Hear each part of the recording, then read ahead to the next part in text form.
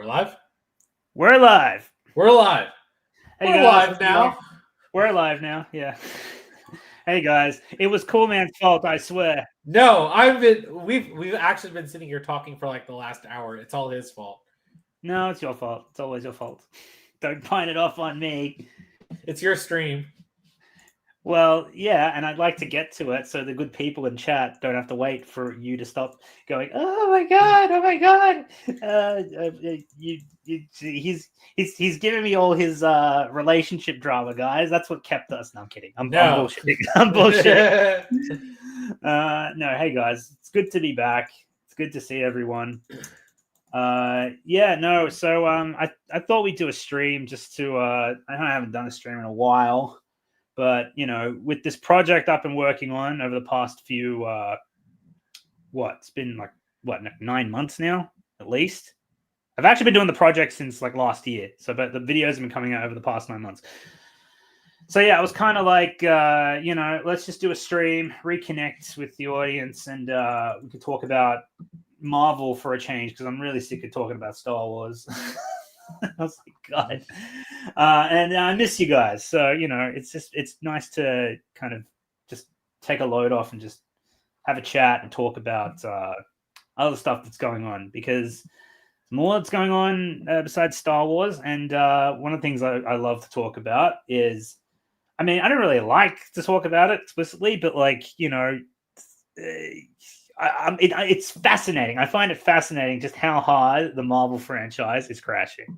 And when I saw how terrible Fantastic Four did at the box office, I was like, wow. Like, I thought I knew it was bad, but like, Christ, not that bad, because Fantastic Four is meant to be a Marvel heavy hitter. And I mean, isn't that what we heard in the lead up to, you know, Pedro Pascal's latest fucking dumpster fire? Was like, you know, it's gonna, you know, we're gonna do Fantastic Four, cool man, but we're gonna do it right this time. Like, yeah, that's all we heard. And then obviously by right they mean in the most superficial way possible, because like, well, I mean, look what happened. Like, it's like, hey, they're wearing the comic accurate suits now, even though I liked the suits from the 2005 version. I don't care what anyone says.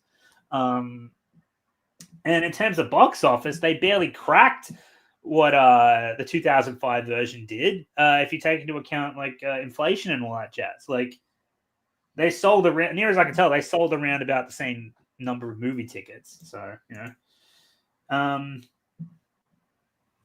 let's have a look here.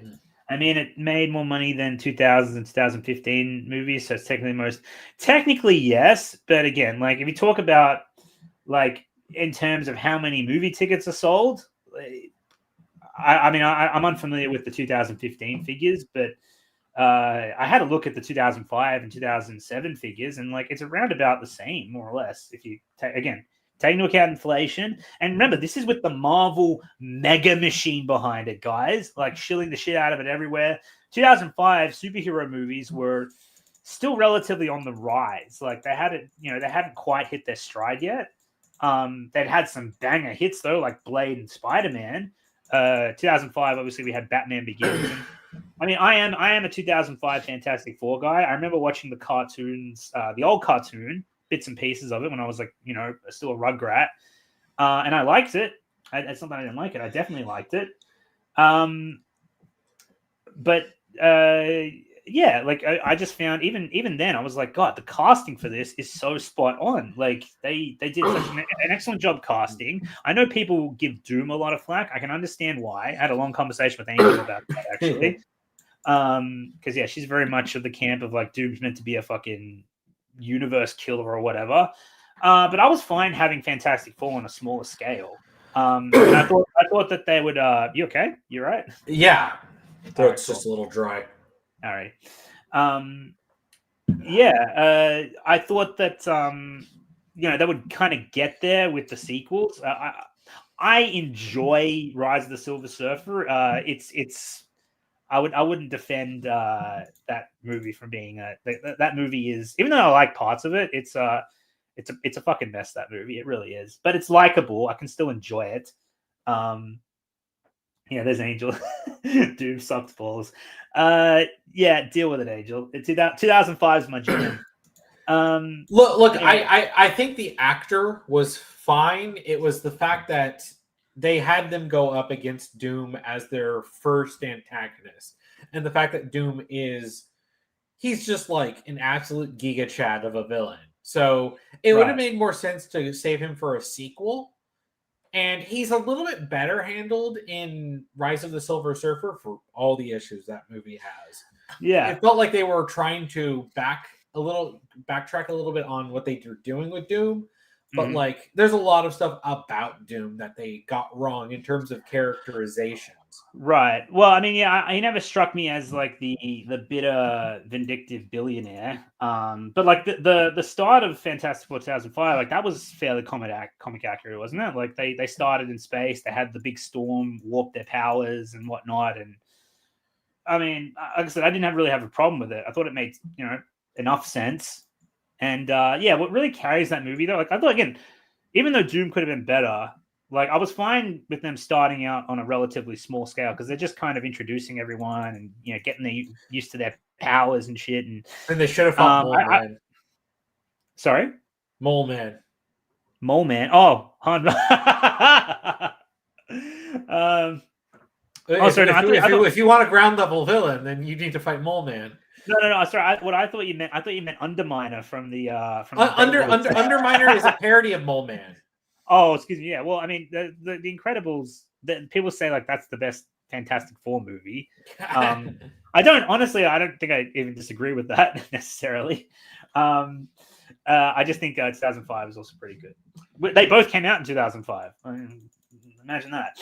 And yeah, but like what really carries 2005 is the casting, the humor, and the chemistry between the characters. I think. Yeah, really the casting, I think, was the best thing they did. It's just like, okay, it makes sense. The guy they got for Reed Richards was like so perfect.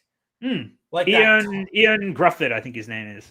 Yeah, he looks the part. And then they had Jessica Alba. I'm like, okay, right? They made sure to get a hot woman. She's blonde, and she looks good in a skin tight suit. I'm like, okay, yeah, Jessica Alba looks good in it. Chris Evans was perfect as Johnny Storm. Like, yeah, he was. He's played two good superheroes in his time. Good for him. I loved his Johnny Storm. I hated what they did with him in Deadpool and Wolverine. I don't want to talk about that. I don't. We're gonna have to though. We're gonna have to because it's directly applicable. Because it's like kind of like the outlier of the Marvel sea of shit that's been coming out that actually made money. So let me have a look here at we cannot ignore Jessica Alba. Yep, indeed. Close has gone to a faithful Fantastic Four, but Syndrome was no Doctor Doom. Angel, let's not forget. All right. I forgot about the stream. Well, you're here now, Mabel. Good to see you. What about the Thing? Oh, I loved Michael Chiklis as the Thing. He's great. I loved his voice for the Thing. Like of all the actors they've had for the Thing in the live action movies, Michael Chiklis has the best voice. Mm-hmm. I hate the new one. He's so soft spoken in the new one. I'm just like, you are not the Thing. Well, I mean, maybe he looks more like the character from the comic because like all they're like, we're doing fantastic. All they're like, pandering to comic fans is all superficial. Like they probably made him look most like the comic because I can't really remember it what he looked like. But yeah, in terms of the comic accurate Thing, but like that's always as far as it fucking goes. The actor they got for Torch, look, I looked at him and I was just like, Chris Evans would eat him alive in the role. Like, there's no fucking way you're passing this guy off as the Torch. Sorry, I'm getting flashbacks to Deadpool and Wolverine. And let me highlight Grant's comment here. Thanks, Grant. Thanks for being a member, buddy. Saw The Godfather, Citizen Kane, Goodfellas, Taxi Driver 7, Pan's Labyrinth, Psycho, Clockwork Orange, and 2001: A Space Odyssey. All worth my time. I've seen, I think, half the films on that list. Actually, no, I watched 2001 fairly recently. Starts out a bit slow, but when you really like get into this kind of like the space side of things, it really ramps up. And I was like, oh wow, okay, I can definitely see why this was so crazy good for its time, and like people still fucking praise it, like over 50 years later. So yeah, yeah, man, that's good, man. Yeah, Demon Slayer apparently beat Superman, like, which is pretty crazy. Yeah, it's doing crazy good numbers. I'm watching season 5 of Demon Slayer right now because I want to watch. I can't wait till the dubbed movie comes to Australia. I can't wait to watch it, honestly, because it's getting really good now. Demon Slayer, from what I've seen. You guys haven't watched it, have you? Demon Slayer. I watched the first 5 episodes and I thought it was awful, so I stopped watching it. Fair. Look, it's a very kind of grim anime. Like, I didn't think it was going to be to your taste, honestly. Like, I was very. I was thinking, saying to myself, I was like, I'd be very surprised if Cool Man was into this, but yeah, it's just like I just thought it didn't logically follow. I thought the world building felt really sloppy and poorly handled. I don't like Tanjiro's. Like, I understand Tanjiro's backstory being dark, but then it just raised a lot of questions for me. Like, if like they knew that these types of demons are out there, why does Tanjiro seem to be ignorant of them? If they seem to be relatively like understood and they have like an entire society of people who are trained to fight them, and they live up in the mountains. Like, I don't know. There's a lot of issues that I had with the logic of the world. I don't want to get into that too deeply here because I feel like we're going to go off on a major tangent. But the one thing to take away for this is, Demon Slayer is, and it's a very popular anime, mind you. Demon Slayer has done better than, I think, Dragon Ball Super Broly, which was like my pick for best anime movie. I remember when that came out, it was fucking, everyone was all over that film, and yeah, it got a good rap, rightfully deserved. But Demon Slayer was also very popular, and it's known for having exquisite animation. Oh yeah, the animation is fantastic. Yeah, it's unreal. People are actually really, we're really excited for Infinity Castle, and it's killing it at the box office. So that should tell you the fact that Fantastic Four and Superman have outdone the superhero movies made by these big budget fucking Hollywood funded corporations. That should tell you something too. Like, geez, Lou. Hail Anomaly in chat. Jeremy, you read. I pronounce that anyway. Man. Good to see you. How are you? It says Angel made a comment. MCU cast another perfect actor that was popular fan cast for Reed Richards in Multiverse of Madness. Make him an idiot and have Wanda murder him in Multiverse of Madness. Tell Marvel fans to go F themselves and cast Pedro Pascal. Yeah, right. And then just get Pedro Pascal in there. Fucking fuck up. I think we are all suffering from Pedro Pascal fatigue. Oh my god, man! I thought Tom Holland was bad. Like, I almost feel bad for the things I said. I treated you too harshly. I treated you too harshly. I actually like Tom Holland. Understand? Do I think he's the best Peter Parker? Like a decent guy. He was just like for 5 minutes, it felt like he was in everything. Yeah, he's also kind of like Sony's yes man. You know what I mean? Like, he'll push whatever the fuck they're selling because he's told to. I understand the position he's in. I don't fault him for it, but at the same time, I got real fucking sick of it. Anyway, Moodcap, good to see you, pal. Doom is hard to fit into the FF Origin because you wind up living a lot of his character traits on the cutting room floor. Mm-hmm. He'd be sharing screen time before other characters. That's true, and yeah, I can definitely see how he kind of, that led to kind of his character detriment in 2005 Fantastic Four, but at the same time, it kind of it gave him a dynamic with the characters early on, which I liked. So, like I said, I'm not going to fault that. No, because here's the thing: like the dynamic he has with Reed and stuff, that stuff already existed in the comics. But like the problem is like he didn't get powers from the radioactive storm like the others. He wasn't part of that. So like I didn't. Even when I like when I was talking to Ain, she didn't explicitly tell me this, but that's like I kind of piece that together myself. I was like, yeah, I can definitely see that. Like, if Doom is supposed to be a world beater, he couldn't have possibly gotten his powers, like the same powers, like from the same event as the Fantastic Four did. So, like, it kind of dawned on me in hindsight that the fact that he's on the ship with them is, them tinkering with the source material.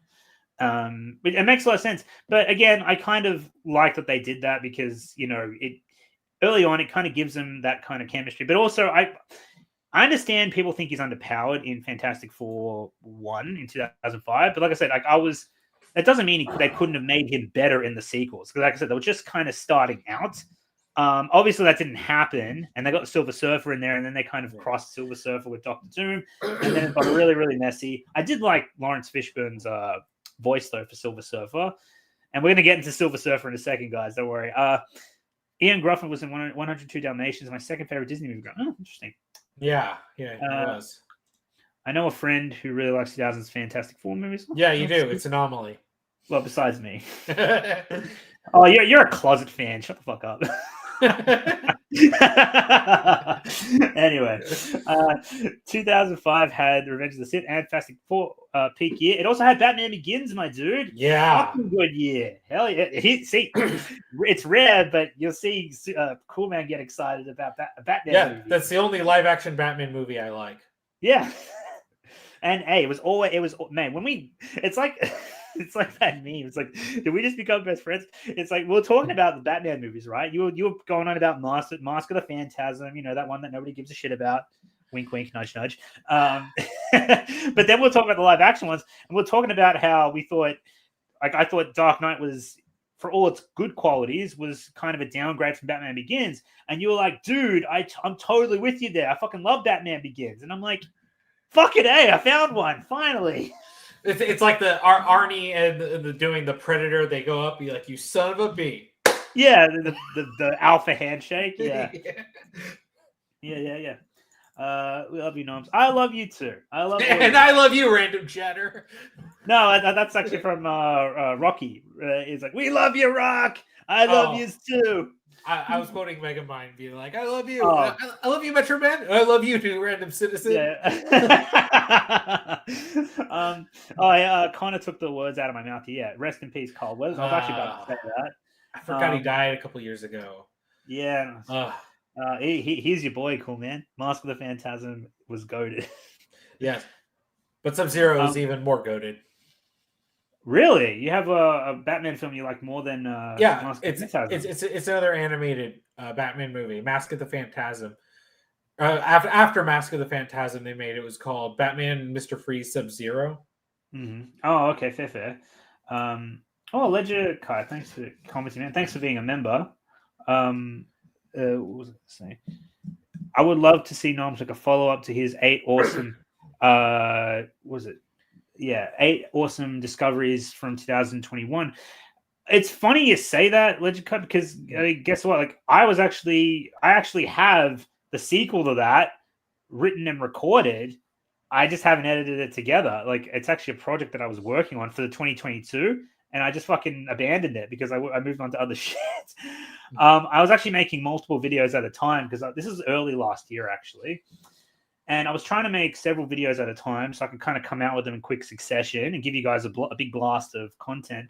And I actually reneged on a lot of those projects because I was working on this big George Lucas video that ended up being released into parts. So it's weird how ideas kind of warp and evolve and change and all that jazz. But yeah, it's funny because like I was actually working on that. I even showed Cool Man that an Angel samples. I remember. Did I show you samples of the 2022 video that I was working on? I'm pretty sure. Yeah, you might vaguely remember. Yeah, definitely. Yeah, and I really wanted to release that one and come out with it because I wanted to recommend a whole bunch of new shit to people. Maybe I'll finish it. The 2023 list is even shorter. It's just got like the Super Mario Brothers movie and Tears of the Kingdom. and what's the other one? I probably got like one more on there. Oh, maybe Oppenheimer as well. So in 2024 I think is a little bit longer, but yeah, I had like 15 things from 2022 that I wanted to recommend. It's funny because like I was actually inspired by that to do my own. I made one video that turned out to be, it was super long and it was exhausting to make.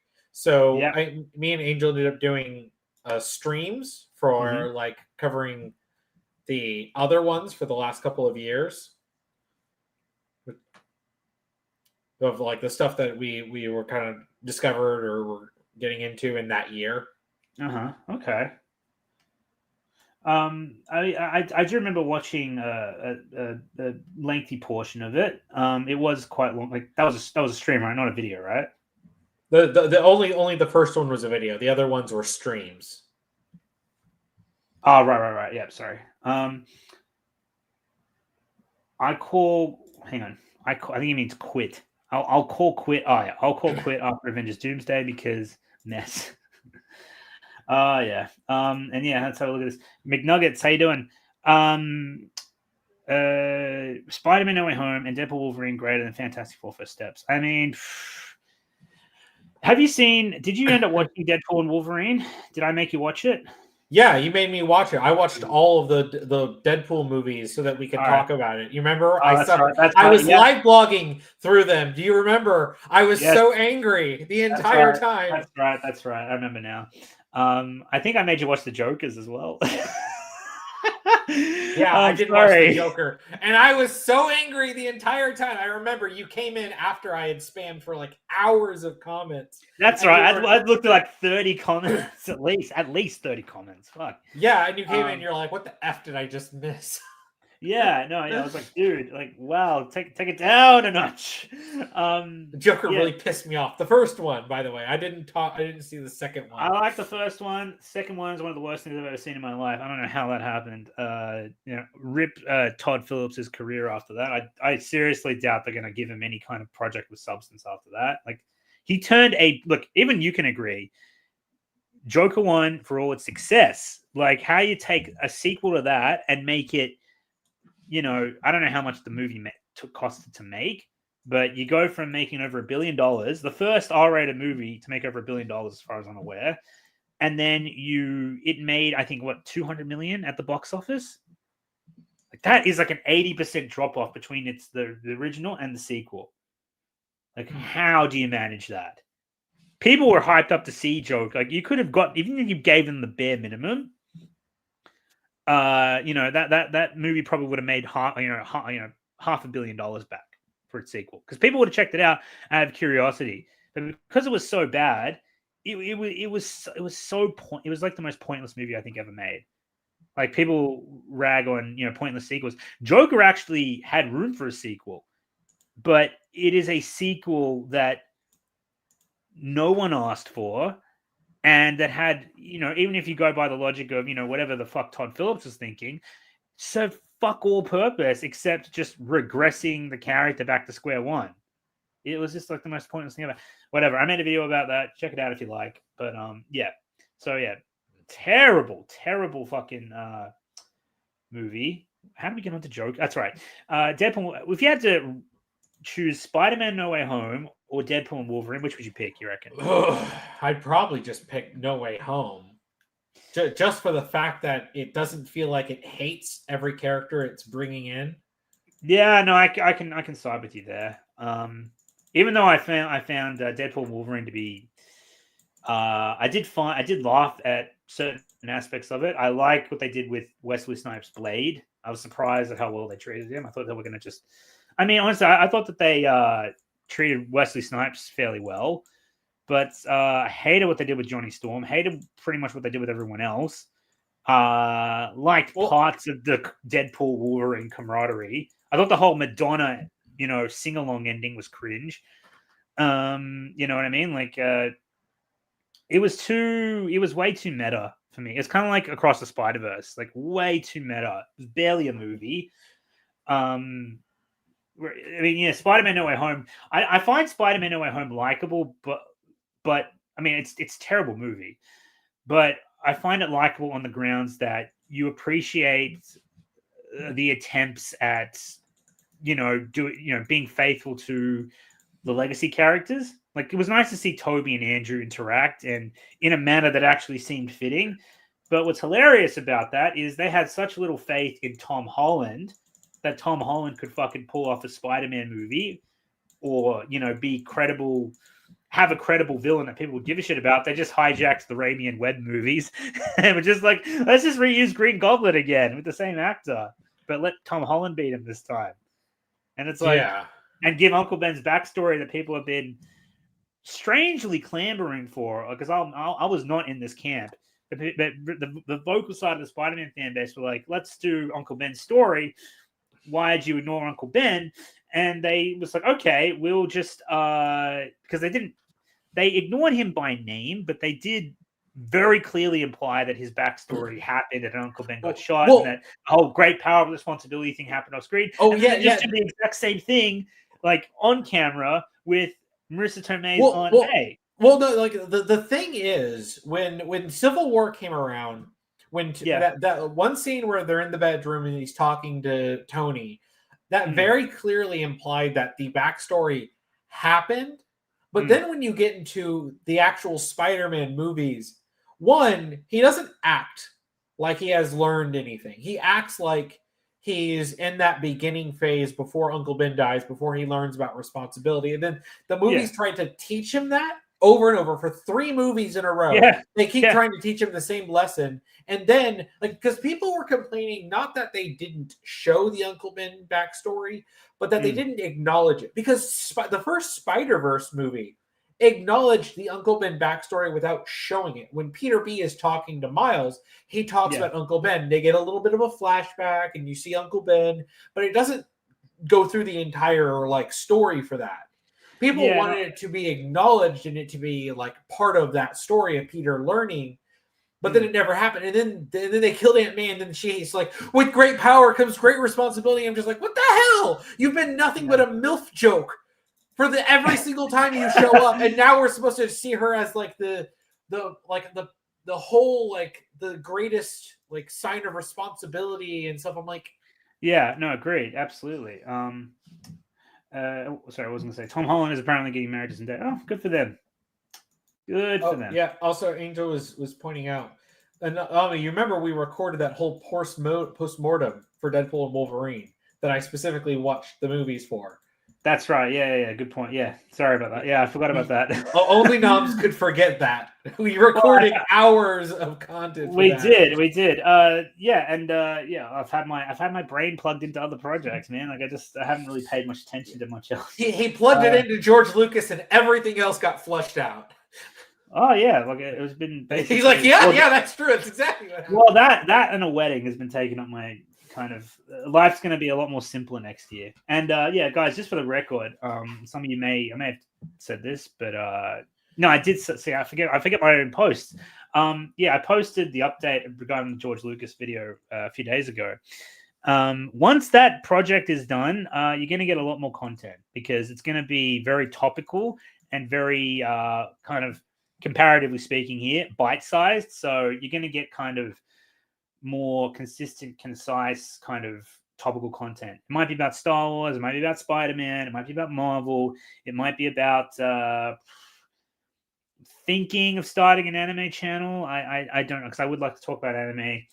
I'm not going to do games because algorithm-wise, games and movies are, even though a lot of the audience members overlap, unless you have a lot of precedent for popular gaming content, the algorithm clashes and it's just not good. And honestly, I've tried to kind of distance myself from, I haven't really gamed in like 2 years. I've only just started to game again.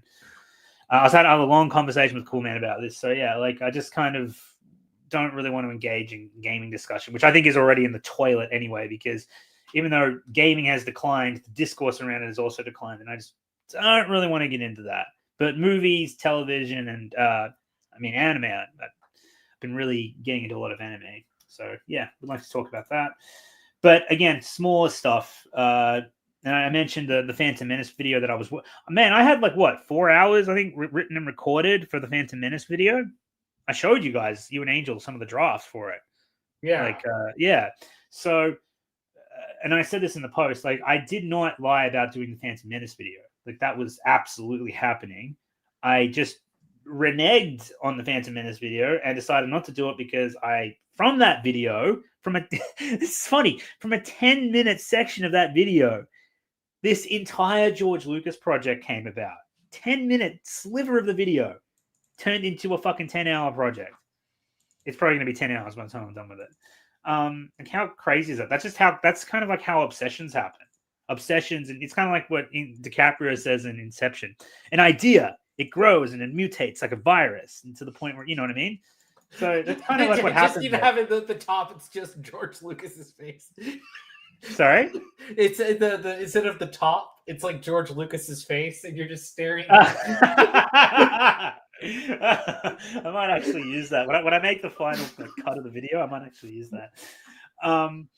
But it just kept growing because I kept reading material. I kept seeing new interviews, uncovering new information, getting extra sources. There was other videos I saw while making the video that kind of opened my eyes to a bunch of shit I never even thought of. And yeah, the project has taken way longer than I thought it would. And I hopefully like to wrap it up within 2 months and finish it so I can get on to doing more consistent content, smaller stuff that I can actually. Even though I have a passion for this project, it's very much also kind of killing my passion for video making because it has been nothing but this, in my spare time. And there's a whole bunch of shit that I wanted to make a video about Fantastic Four flopping. Didn't get around to it. I wanted to make a video about Karate Kid. Didn't get around to it. Hell, people probably expect me to make a video about Avatar Fire and Ash. I might get around to it if I finish this project. Did you see the new Karate Kid movie? I haven't. I know you and Angel liked it, which doesn't surprise me. Like I knew it was going to be good. I'm just really fucking annoyed that I didn't get to see it in movies. I did, however, see Formula One, and I fucking love the shit out of that movie, man. I'm a relatively casual Formula One fan, but if you have any familiar to how Formula One works, especially in the current day, like you will fucking love this movie. Formula One. The hardcore fans probably like rolled their eyes at a bunch of shit because it does kind of push the rules of Formula One to like the limits of, suspending your disbelief.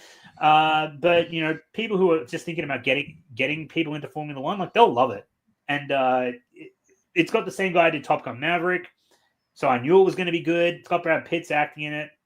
So I knew it was going to be good. Obviously, it's not the most compelling character he's ever played, but he is a very likable character. And my God, I love Javier Bardem as well. He's good in it too.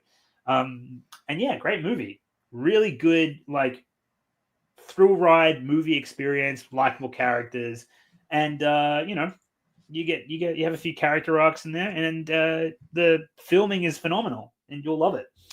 It's kind of like Top Gun Maverick in that the story is very simple. But hot damn, does it take a simple piece of writing and just fucking elevate the shit out of it with how it's put on screen. Much like, James, I think James Cameron even talks about that. Like, you're right, it's a very simple story, but you can make it so compelling with how you film it. Anyway, I don't quote me on that, though. I'd have to find where he says. I think it was on his masterclass that I watched. Anyway, so... yeah, definitely check out Formula One if you haven't already. Cool Man and Angel refuse to because they want to watch The Naked Gun instead of Formula One. I don't have anything against Formula One. I just didn't have any interest. But Naked Gun was funny. I actually just made a video talking about that. You made a video about Naked Gun with our boy Neeson. Fucking, I gotta get around to it. I love Liam Neeson, so I'll get around to it eventually. Oh, it's good. And I don't know if you know, Seth MacFarlane was a producer on the movie. He's worked with Liam Neeson on a bunch of stuff. Like he was in Ted and everything. He was fucking hilarious in Ted. He's been in a few hilarious Family Guy episodes. Yeah. No, it's there's actually an episode where Peter Griffin says he's gonna fight Liam Neeson, and then Liam Neeson just kicks the shit out. Like Liam Neeson, the character, his voice just kicks the shit out of him. So. Anyway, did you see that, cool man? We are goated apparently. Oh, awesome! I love goats. Channing Tatum's Gambit sucked. I actually like the version that they had in X-Men Origins Wolverine. Yeah, no, I agree with that. I hate Channing Tatum. He can't act. I like Channing Tatum. I just don't like him as Gambit. I hate the fact that they were like, oh, we're a movie all about second chances, but you didn't give Taylor, was it Kitchener? It was like who played it in X-Men Origins Wolverine. You didn't give him a second chance, but that failed Gambit project from like 15 years ago that never came about with Channing Tatum. You gave him the Gambit with that awkward looking suit that made his head look gigantic. Yeah, no. I really didn't care for Channing Tatum's Gambit. I really didn't. I can't believe they brought Elektra back in Deadpool and Wolverine, but not But maybe they couldn't afford Ben Affleck, but I think they just didn't want to bring Affleck back because Affleck wasn't particularly liked as Daredevil. It could have been both. Anyway. Well, yeah, and then they said he's dead. Also, the world was destroyed, so it's like, oh, okay. And they had like the 20th Century Fox like logo in the junkyard. It was trying to turn Deadpool into like the last like 20th Century Fox superhero movie, or it was like, you know what I mean? It was about the demise of Fox, and it was trying to be all meta. And I was just like, you didn't need this. Just have Deadpool and have fucking Wolverine. Have a bad guy. You've got fucking plenty to choose from, Marvel, and just have them kicking the shit out of each other for fucking 2 hours. You got a movie right fucking there. If you want to take the easy way, right? If you want to do the easiest fucking movie you can, make money, which is what they often want to do anyway. Just do that. Why did you have to make it all about the Fox movies? And it was cameos and shit. Well, and it was such a spiteful, hateful thing. They were like, we got all these characters. Also, all their worlds are destroyed. And all the people from all the movies are dead, except the handful that survived. So then it's just like, oh, well, okay, I guess F Logan's world, if the fact that X-23 is in there, that means that world was destroyed eventually. Which means it's like, oh, okay, so then I guess Logan's death was fighting for nothing in that movie. Yeah. God, all the X-Men. Okay, all their timelines are destroyed. Whoa. Like I forget what exactly I said in the video, but it was something about the fact that what was it? That that's right. They treat the multiverse like time travel. Like he can that Deadpool could go back to where Logan died, and something about it's like we said, we're not going to touch Logan's death and whatnot. So they did leave him alone, but like he goes back to his grave, uses his skeleton to. I honestly like that opening sequence, but I forget what I said. I have to refresh my memory to it because I've kind of blocked a lot of it out. How they went about it in terms of remaining, like keeping the continuity of Logan intact was really stupid. And yeah, Marvel thinks that the multiverse is time travel, which is retarded. Like it just doesn't. It's like Family Guy got this right, and you guys can't even get it right. Like seriously. Anyway, sorry, let's probably get off that because I wanted to get back to. Let me just answer a few chats quick. Doom content has increased in gaming circles. It's probably responding to what I said about gaming discourse being. Yeah. Miserable. I was like, wait a minute. Yeah. Doom. I'm like, I was thinking I had Doom like Doom, Dr. Doom. And I was like, wait, okay, no, sorry, my brain's yeah. Let's keep going. Let me just go down and see some of these other chats. Ghost. Yeah, definitely check out Formula One. Even on like just regular television, like it's outstanding. But make sure you create a mood in the room for yourself, because you don't want any like outside kind of influence interfering in your experience. You know, like don't watch it in like, you know what I mean? Just kind of, you know, create a little bubble for yourself and watch Formula One, and you'll be sucked right the fuck in. You'll see. Liam Neeson is 6'4". Yeah, he is. He's a tall guy. He's a big boy. Well, yeah, especially when you see him in the Phantom Menace, he's just towering over everyone. He's towering over everyone. Yeah.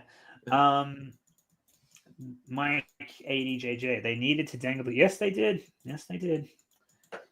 Yeah. There's only been one Blade. There's only ever going to be one Blade. At this point, yeah. What happened to the Blade movie was supposed to come out. Yeah, good point. Let's talk about that. My guess, and I actually say this in the Deadpool Wolverine video, why did they even get Musha Ali, whatever his name is? I can't pronounce it. I'm sorry for butchering the name. But like, I was like, given they were trying to make a movie with him. It's been an absolute train wreck of a production. Yeah, it's been in production hell for like what, 6 years at this point. Yeah, something like exactly. And it's like Wesley Snipes comes back and he gets a fucking crazy ovation, and people still love his fucking movies. And he's probably the highlight of Deadpool Wolverine for me, anyway. I imagine he was for a lot of other people too. So, right. So basically, with Wesley Snipes and like, you know, that bringing him back as Blade, I said in the video, I was like, why didn't you guys just do a Blade? I mean, I don't want them to do this, but I'm speaking like I'm them. Like from their point of view, their eyes looking at their own fucking IPs. Why didn't they just do a fucking Blade movie and cast Wesley Snipes in it again if they wanted to bring him back? It's like that's all you guys can really think of at this point anyway. So why didn't you just do it with him? And I'm thinking what's actually going to happen is they're going to rewrite the whole movie and make it all about Wesley Snipes. Either Wesley Snipes is going to play the lead, or they're going to have Wesley Snipes be like the multiverse Blade that like kind of does a Spider-Verse, Peter B. Parker and Miles Morales kind of thing, where the old Blade shows the new Blade the ropes, and then the old Blade gets killed off or something. And that's going to be the Blade movie, I'll bet. Well, I know they had a script that Musashi Ali didn't like. Was the fact that they were basically going to bring in a female character to replace him and to take over as the main character. And then he was just like, no. And then they were like, wait. Yeah. It's like, it's Blade. It's not complicated. You have him fight vampires for 2 hours, and then you have him be like, oh, I'm Blade. I'm so cool. That's all you need to do. It's Blade. It's not complicated. The blueprint is there. Hermos, thank you for the super chat, buddy. Marvel Rivals is on PS4. I had fun playing it. You familiar with Marvel Rivals? Because I don't. I'm not familiar with it. I know of it. I don't play it. Okay, fair enough. Well, I'm glad you had fun with that. Jar Jar is the only one that was told. That's true. Jar Jar was the only one that was told in Liam Neeson. Jar Jar is 6'5". Ahmed Best is quite tall, but I think what made him tall was the helmet, because that's where the actors were meant to look. So that's why he had the helmet on when he was with them. Yeah. Look here. Sorry, there's all these other chats here. I'm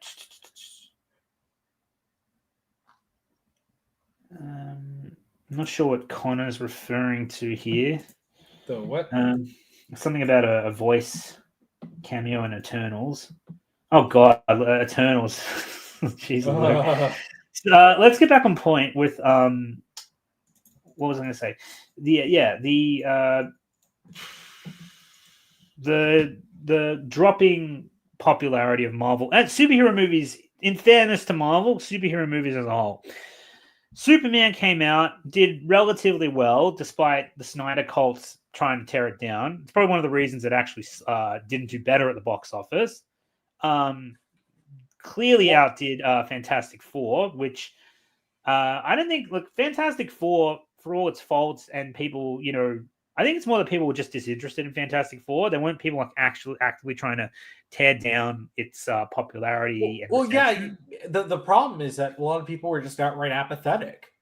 Yeah. Despite the fact that they cast Pedro Pascal, who the public generally still like people who don't actually. Yeah, they adore him, but like people are sick of him. Yeah. Like a lot of people are. Look, my fiance, she loves Pedro Pascal. I really have to hold my tongue when I'm near her and I talk about like movies and shit. I'm like, all right, if I go to Anomaly in front of her, right, then she's probably gonna hate. Like, she's probably gonna want to slap me, right? Because she loves Pedro Pascal. She loves certain. She loves Miles Morales. She's a huge Spider-Verse fan. That's her like Spider. Get this, I'm a Tobey Maguire guy. I know you're a Tobey Maguire guy.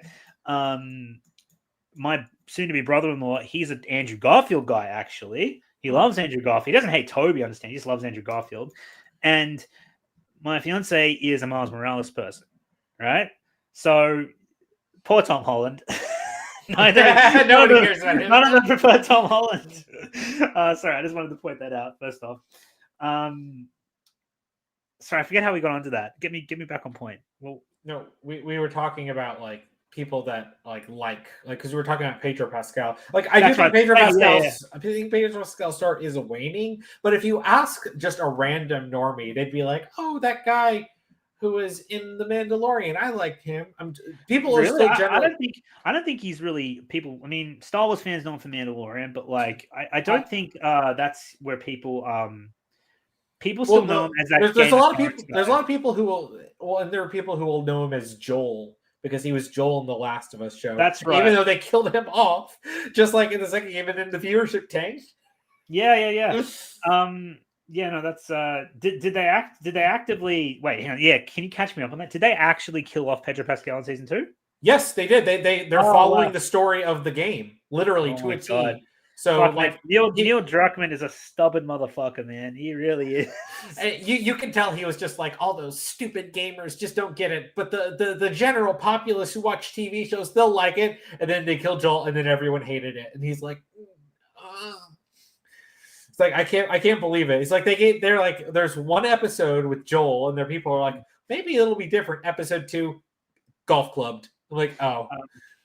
I see people. Hey, I think we found one. Cool, man. All right. So, people are weird who cry about an actor ruining a film. Just because you don't like Pedro Pascal doesn't mean the movie didn't perform well. And we're stupid. So you know, just keep that in mind. Cool, man. Okay. Well, I mean, we're not. I mean, hey, let's engage with this because you know, that's all right. Fair enough. You want to take that route? Fine.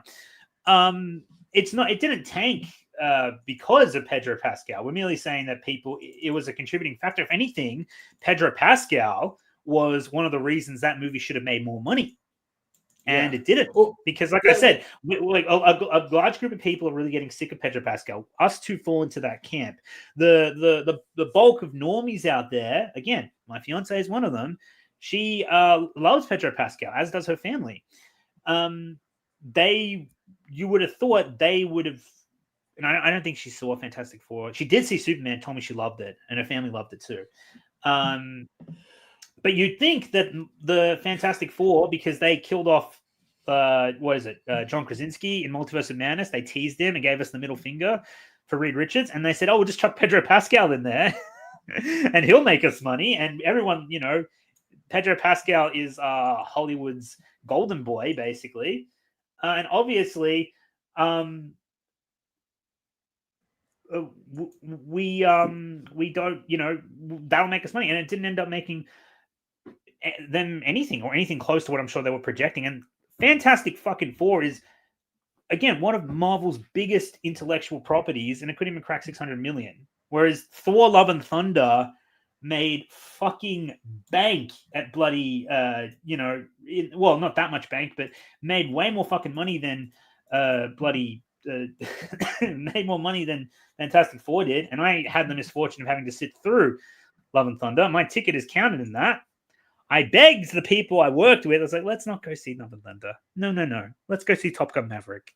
You'll love Top Gun Maverick. I've seen Top Gun Maverick twice. I know you'll love it. I will pay for a third ticket to that movie. Don't make me pay for Thor: Love and Thunder. And here's another thing. When I'm talking to people like that in my circle, right, I have to be very careful to like not be like, I'm myself in my videos. I'm myself on stream here, right? But like, I have to really tone it back when I talk to people in my life, because otherwise they just think I'm a snobby prick. All right. So I've made the mistake of being, you know, I hate using this term because I hate critics, but if I'm a critic in front of them, it's very off-putting. So you got to turn it back. I've made the mistake of being too much of a quote unquote critic in front of people.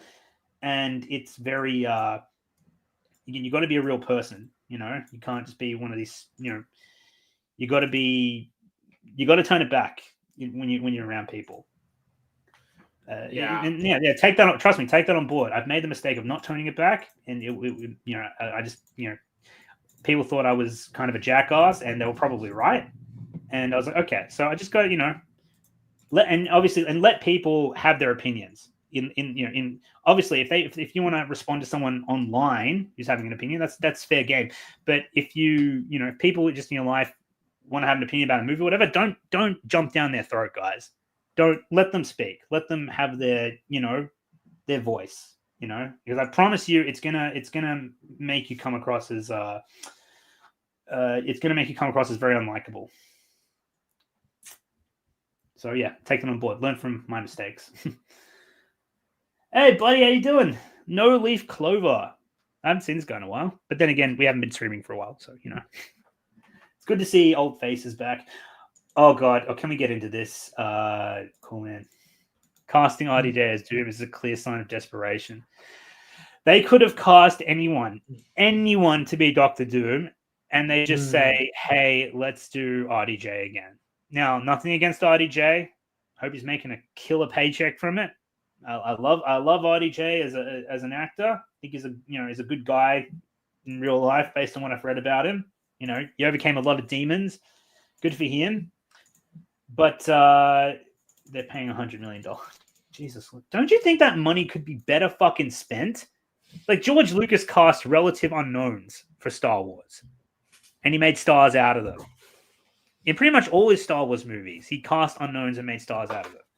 Right? And these cunts are just saying, hey, let's take established stars, pay money that would have been much better served for production and planning our business venture long term, and let's just piss it away on a good actor who isn't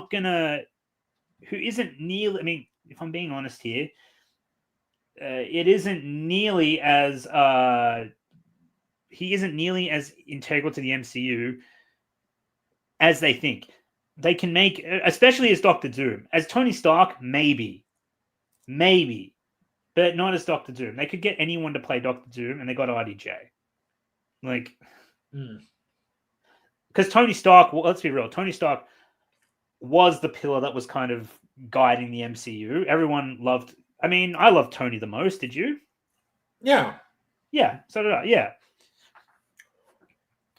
But yeah, like, I don't know, man. I don't know what the thought process is. Well, the thing is I've even seen normies who see through this as a desperate attempt for money. I'm sure they're gonna make some money on it, but like with how much it's being, like, it's costing, how much production hell is going on, the fact that they finished principal photography and now they're like, now we can finish working on the script. Everyone is like, wait, what? You haven't finished the script? Yeah. Like, I mean, it's one thing to have it in mind that you're going to work on the script during production. Like, look, most of Lucas's Star Wars films, including the first one, mind you, they had scripts. Put it this way, they okay. So I think, based on what I've read, there was always room to refine the script. They would always plan to, like, do reshoots and tweak scenes in terms of, dialogue or story or whatever, right? The scripts were being worked on right up until the end of production, all right? But the bulk of it was done. The framework was done before principal photography was done, was underwent. So what they're doing now, I think, and what's really hurting them is that then, I'm saying you can work on the script while principal photography is happening, but what they're doing is they're actively changing the framework while the principal photography is happening. Like, they're changing integral, portions of the script that kind of hold up a lot of other scenes, and they're either taking them out or altering them in a way that is going to damage a whole bunch of other aspects of the movie. I think that's what's happening, like with their version of, working on the script during principal photography or rewriting the script or whatever. You know what I mean? Like, I think that's the difference, the big difference. Jack Skyblue would love to see a Visit the Universe with Jar Jar Binks being played as Mike. I would have loved to have seen the version of Jar Jar Binks that Michael Jackson was going to do. I love Ahmed Best as Jar Jar. I really do. But when I learned that Michael Jackson was clambering, he was begging George Lucas to be Jar Jar.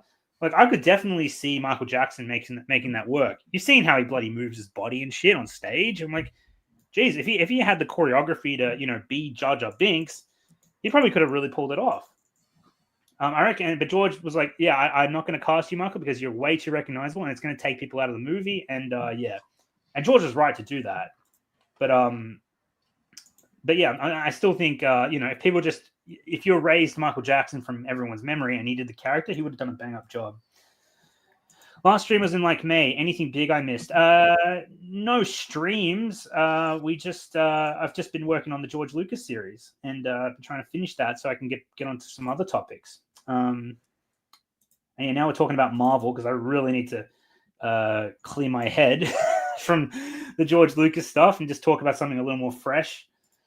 Let's see this. Did you see Demon Slayer Infinity Castle? It made more money than all three MCU movies this year. and Superman. People keep saying just wait till Doomsday, but so far I'm not too sure about that.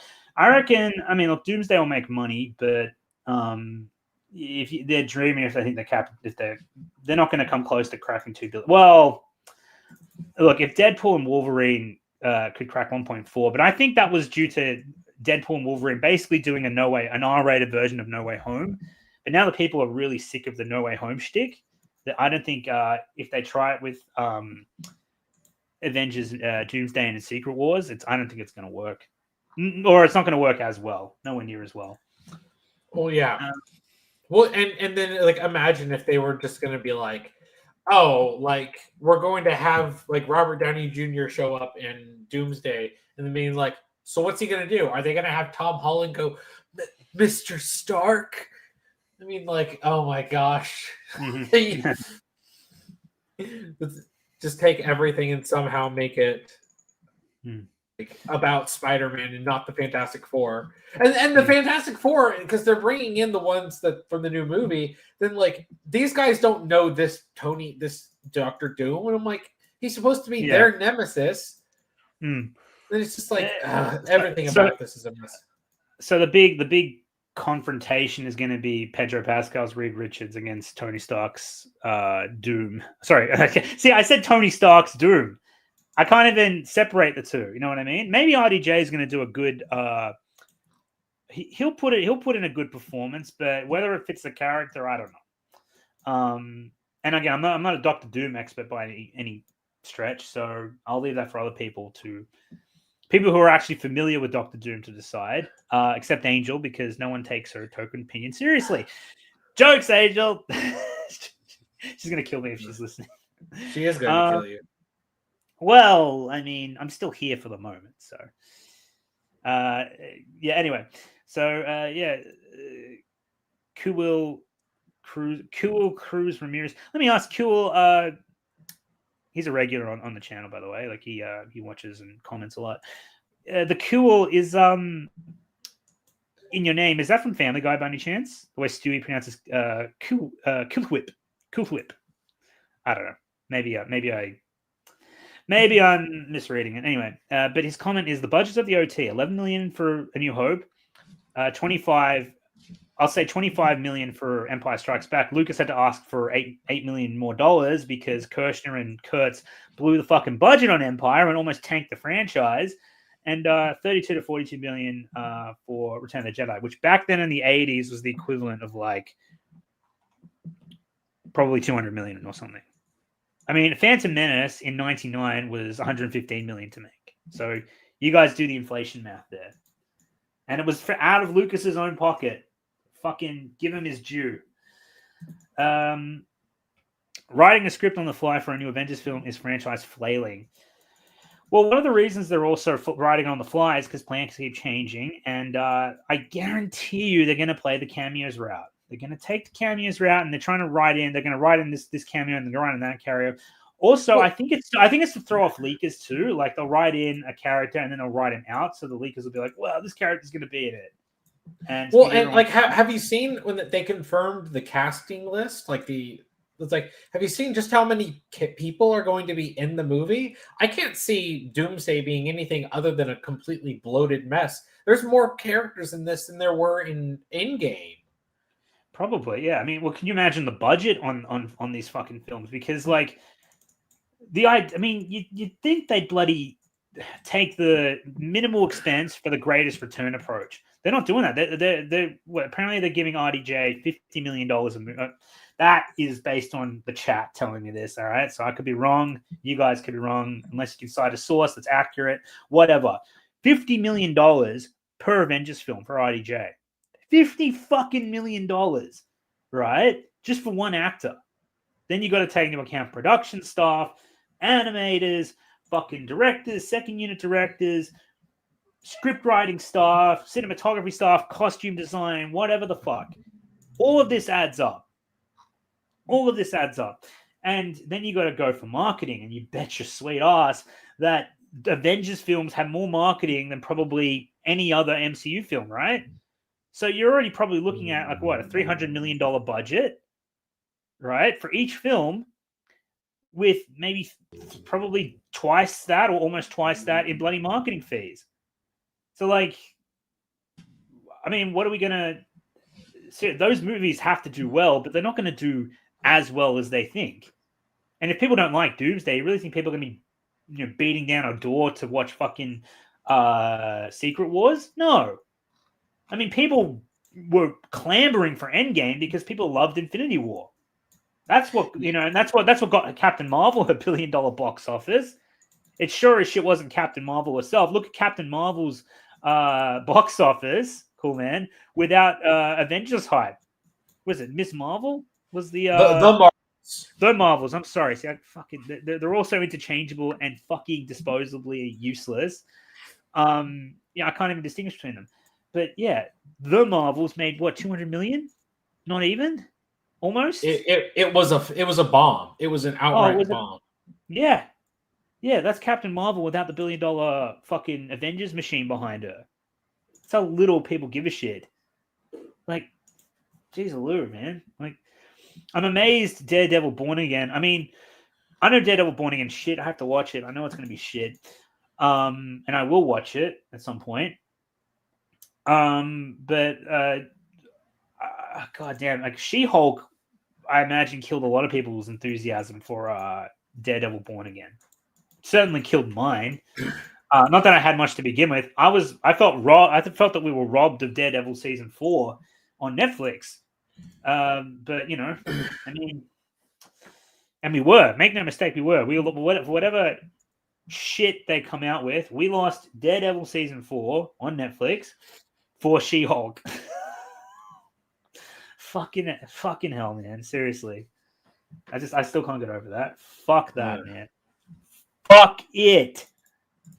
And to be fair, though, I was actually content with Daredevil being 3 seasons because they ended it well enough, I thought.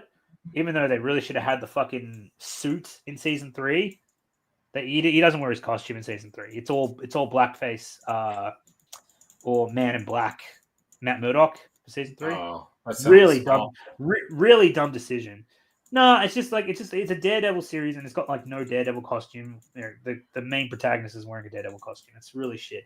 I was waiting for that the whole fucking season, and then it ends and he finally gets his suit back. It's like great, but whatever. Because I actually didn't mind the Daredevil suit in season 1 and first part of season 2. The second Daredevil suit is much better, admittedly. Because I think I asked you about that. It's like, did you prefer season 1 or season 2 Daredevil? And you're like, I definitely prefer season 2 Daredevil look. I'm like, cool, they finally got it, and everyone was happy. And then they didn't, because they wanted to appease Man in Black fans or some shit. She-Hulk doesn't exist. Yeah. What is your thoughts on Kingdom of the Crystal Skull? Do you think it's overhated? I have to watch it again. Top of my head, yeah, I would say it's overhated. It's definitely overhated. It's one thing. It's like, oh, there's a few things that like they could have done better, and like, but like it's one of those things where it just came out at a time in the late 2000s when there was already peak George Lucas hate. Yep. So because of the prequels, yep, and the Red Letter Media train had already been going by that time. Yeah, absolutely. And so then it's just like, because George Lucas, and people act like George Lucas wasn't involved in the previous ones. He was 100% involved in all the other Indiana Jones movies. And then they see the writing credit and they're like, George Lucas ruined Indiana Jones. It's like, oh my gosh. But then it's funny because with this new the Dial of Diarrhea that came out, it's like then you had these people who hated Kingdom of the Crystal Skull, and then they're like, well, at least it gave him a happy ending with a son, and he married Marion. Yeah, and it's just like, I love Crystal Skull's ending. Yeah, and he got promoted to one of like one of the head deans of the school, and it's just That's like, right. It's like, oh, it's great. And then Dial of Diarrhea is just like, actually, he's miserable. His wife divorced him. His son is dead. Now he's a destitute loser. And they're like, oh my gosh, Disney, stop. You don't have to ruin everyone. Yeah, absolutely. Yeah, look, I always liked Crystal Skull, but I've never been a big Indiana Jones guy. Honestly, I watched Raiders of the Lost Ark recently, and I loved it, except for I thought the ending was very anticlimactic, which apparently is a common criticism. I had no idea. I definitely see where Raiders gets its popularity from, though, and I loved. Well, I found Crystal Skull to be very enjoyable, even if it's people don't think it's as good as the rest of them. Like, yeah, I mean, I thought Crystal Skull was fine. I mean, a lot of the complaints of Crystal Skull are really weak source as well. Like, the ants, the CGI ants, and like the aliens and the CGI monkeys. It's always CGI, CGI, CGI, and I'm like, get the fuck over yourself. Like, I don't care. Look, some CG is not good, but then again, some practical effects are not good. People, just to go on a tiny tangent here, like the notion that fucking Generation X and their boomer ass fucking dads and uncles and shit came up with of practical effects are automatically better than CGI because they are tangible, living fucking things in existence. All right, that's the argument.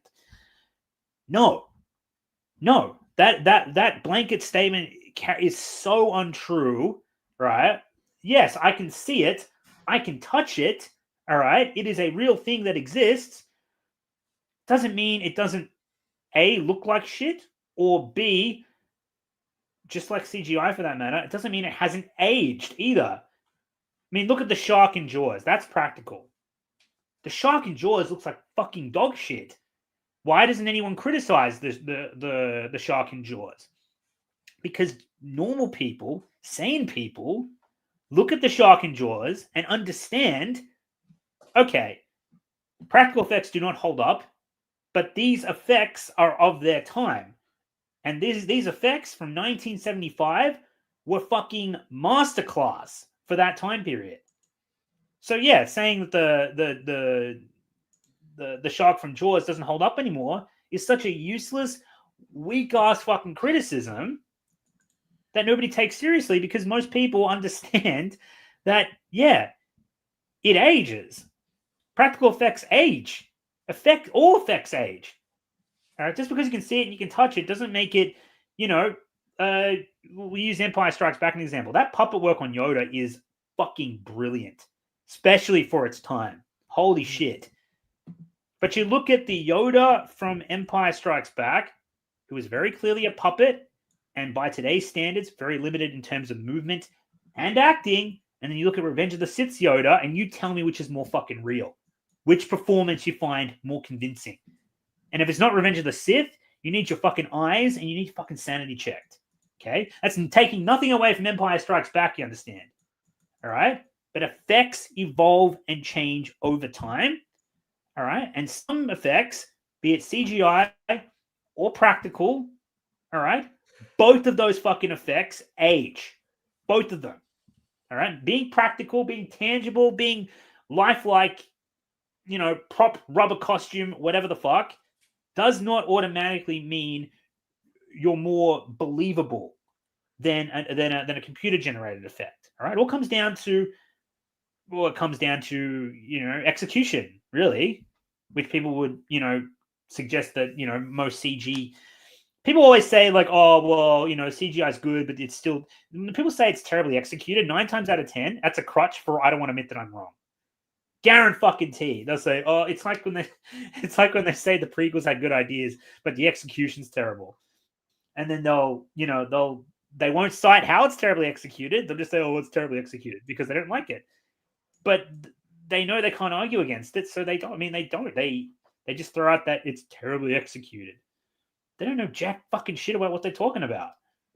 All right, it's terribly executed, in terms of their perception, but their perception doesn't fucking matter. Because all that does, I mean, everyone's entitled to their own opinion, obviously, but opinions need to be formed from what is tangible, what is factual, what is objective. And again, if you look at the scene where where Anakin's having a breakdown in front of Padme from losing his mother and killing the Tusken Raiders, and you say, well, the scene is terribly executed because Padme. It's coming across to me because that Padme is getting sexually aroused by Anakin talking about how much he, killed children. you know, and they always say he killed children, but he killed savages. Let's be real. Like, it's, you know, the Tusken Raiders were bad, all right? And he can purge them. He had an understandable reason for doing so.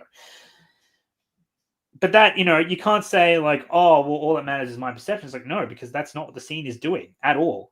Padme is not getting sexually aroused by Anakin saying he killed the Tusken Raiders. You've watched this, you've completely misunderstood the scene, and that is your fault, not the movies, because plenty of other people understood it. Sorry, a bit of a tangent, I know, but that's how we're going to. I apologize that I keep going on tangents, but I just have a lot to say about, you know, certain topics, and certain topics really do, like, especially particularly the practical versus CGI topic, really fucking rubs me the wrong way. I think it's some of the most basic bitch fucking logic ever. But obviously, practical effects are important. CGI is also, I mean, it's not completely necessary to have CG, but it is now a very wide, you know, it is a huge part of the modern day film industry, though. And, you know, people, yeah. Anyway, it's here to stay. You know, you can bitch about it being like, I haven't talked about this in one of the George Lucas videos. People used to bitch about it being the new kid on the block, but we've been with CG. How long have we been with CG in movies now? Cool, man, 25 years of it being relatively prominent. Yeah. Like, people need to, you know, fucking get with the times. Seriously. At this point, practical versus CGI is boring crap. It is boring as crap. Thank you. Clint Allison. I love practical effects in like kaiju and toku movies, but I don't know. I know what kaiju movies are, but I don't know what toku movies are. Me. What? Sorry? Just a second. Okay. Well, you do what you need to do. I'll tokusatsu. I was trying to get the exact word. But basically, think Power Rangers. Or classic Godzilla. Oh, okay. Fair. Yeah, okay.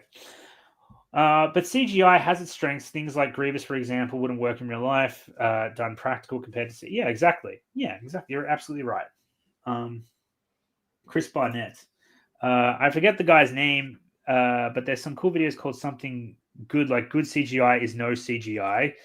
About movies market their films as practical despite being nearly completely CG. Like Force Awakens? Yeah, Force Awakens. Yeah, absolutely. Yeah. Fuck, the amount of bitching they did about, you know, Star Wars has to be shot on film, and we didn't want to do it digitally, and we wanted to use practical effects.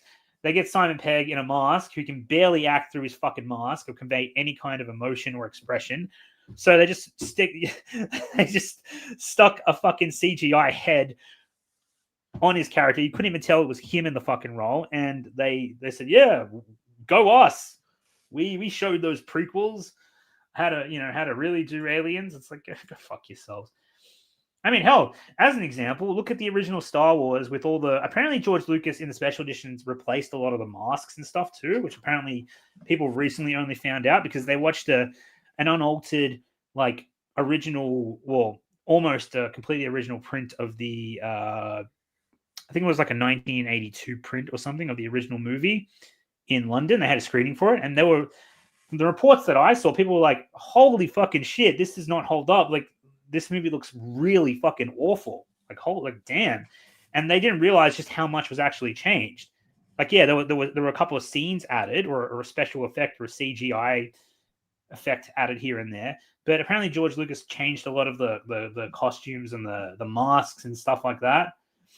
And the old print and the way the movie looked on the old thing was just abysmal. And people did not... It wasn't the... You know, the holy grail, the holy grail cinema experience they expected was going to be. And I spoke to a friend of mine. I'm not going to say who. And I said, yeah, this is what happened. And then he's like, it's almost like it's a people were expecting a 50-year-old movie to look like it was brand new and made today. Wow, like because he's and. Yeah, I was like, yeah, exactly. They thought it was going to be like so much better than the special editions, but they don't appreciate what the special editions actually did.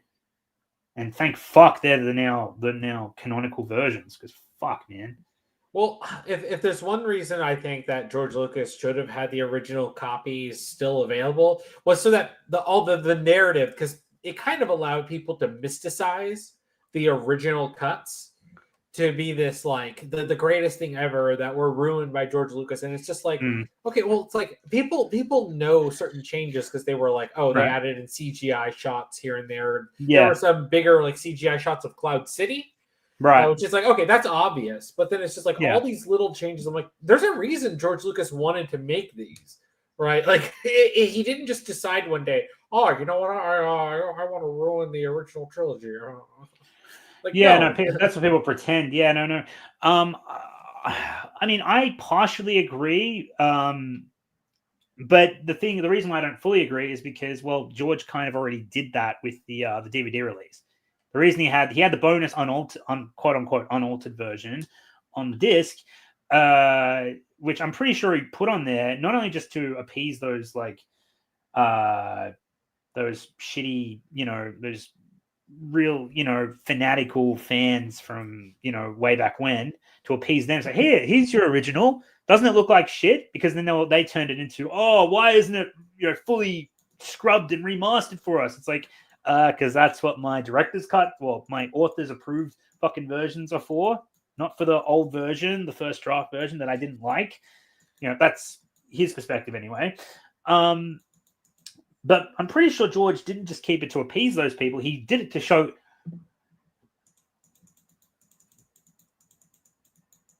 like just how much better the DVDs look by comparison. Like how much work was truly done to those films to make them look better and keep them, still relatively good quality for the modern audience. So I'll read some of these chats because people are asking. Thoughts on Hayden Christensen? Oh, actually, I actually really want to talk about this because, okay, so thoughts on Hayden Christensen replacing Sebastian Shaw from the special edition of Return of the Jedi. Okay, initially I thought it was a very bizarre change and I was not in favor of it. That doesn't mean I discounted the whole fucking movie or wrote it off. I just didn't really like that change. What made me really start to love the change was because people were having a very... It just dawned on me one day, right? So people were really kind of like, I don't know why, it's a really dumb take, but like people were really miffed at Revenge of the Sith because Vader cut down the younglings because they're like, oh my God, he's irredeemable now, blah, blah, blah. And it's like, bitch, Vader oversaw the fucking construction of the Death Star and was complicit in the destruction of Alderaan, all right? I'm pretty sure that's worse, and you guys still freaking... ball front his mechanical dick. All right. So, yeah. So those cunts, those assholes really are complete hypocrites. And it's a really dumb take to have in Revenge of the Sith because, I mean, I don't want to get into a whole why Anakin purges the Jedi Order because it's pretty self-fucking explanatory, but and cool, man, I would like to hear your take on this too, actually. But the reason I changed my mind on the Sebastian Shaw change with Hayden Christensen is because when Anakin became one with the Force, right, after he came back from Darth Vader, the part of him that was preserved in the Force, all right, people say, well, he turned back to Vader when he died. It's like, yeah, he did. The reason why Lucas put into the movie that part of him wasn't reserved is because that part of him was already damned by sin, basically. That's the same Vader that did kill the younglings, that did kill the Death Star. That did use the Death Star to destroy Alderaan, that did, torture Han Solo and all that jazz, right?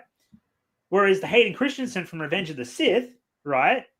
The reason it's Hayden Christensen from Revenge of the Sith is because obviously that's the last time. That's, Georgia said that's Anakin before he turned. So that's Anakin before he betrayed Mace, before he purged the Jedi, before he killed the younglings, and before he killed the Separatists, et cetera, et cetera, et cetera. So the part of Anakin that was preserved in the Force is the part of Anakin that was not marred by sin.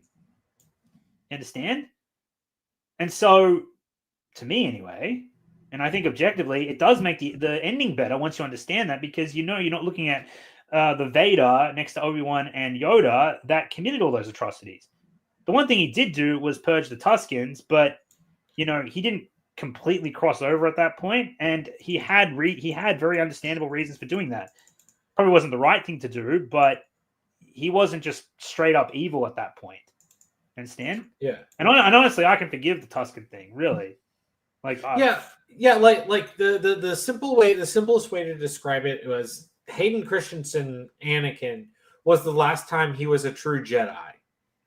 That was it was after that he became Vader. So the idea of having Hayden Christensen appear there alongside, because Yoda died as a Jedi, Obi-Wan died as a Jedi. They appear as their older selves, and then Anakin was supposed to symbolize that he is basically stripped of all the bad. Well, it's not that he's stripped of the bad thing, but he's rejected all of that. He returned to the light, so he regains the appearance he had when he was last a true Jedi. And I'm like, I get the idea that it's like, oh, well, I want him to look his age rather than young. But I'm like, okay, but like, I understand Lucas's logic in that, and especially if you've got Hayden Christensen there, you're making the prequels, you may as well shoot this scene with him, and when you have him. Did I mention that like the Vader scene in Empire, where you have that new conversation with him and the Emperor? That's actually Hayden in the suit. Apparently, they did that while they were filming Revenge of the Sith. Oh, I don't know if I knew that. Oh yeah, well I heard Rinsler talk about it. I think in an interview somewhere.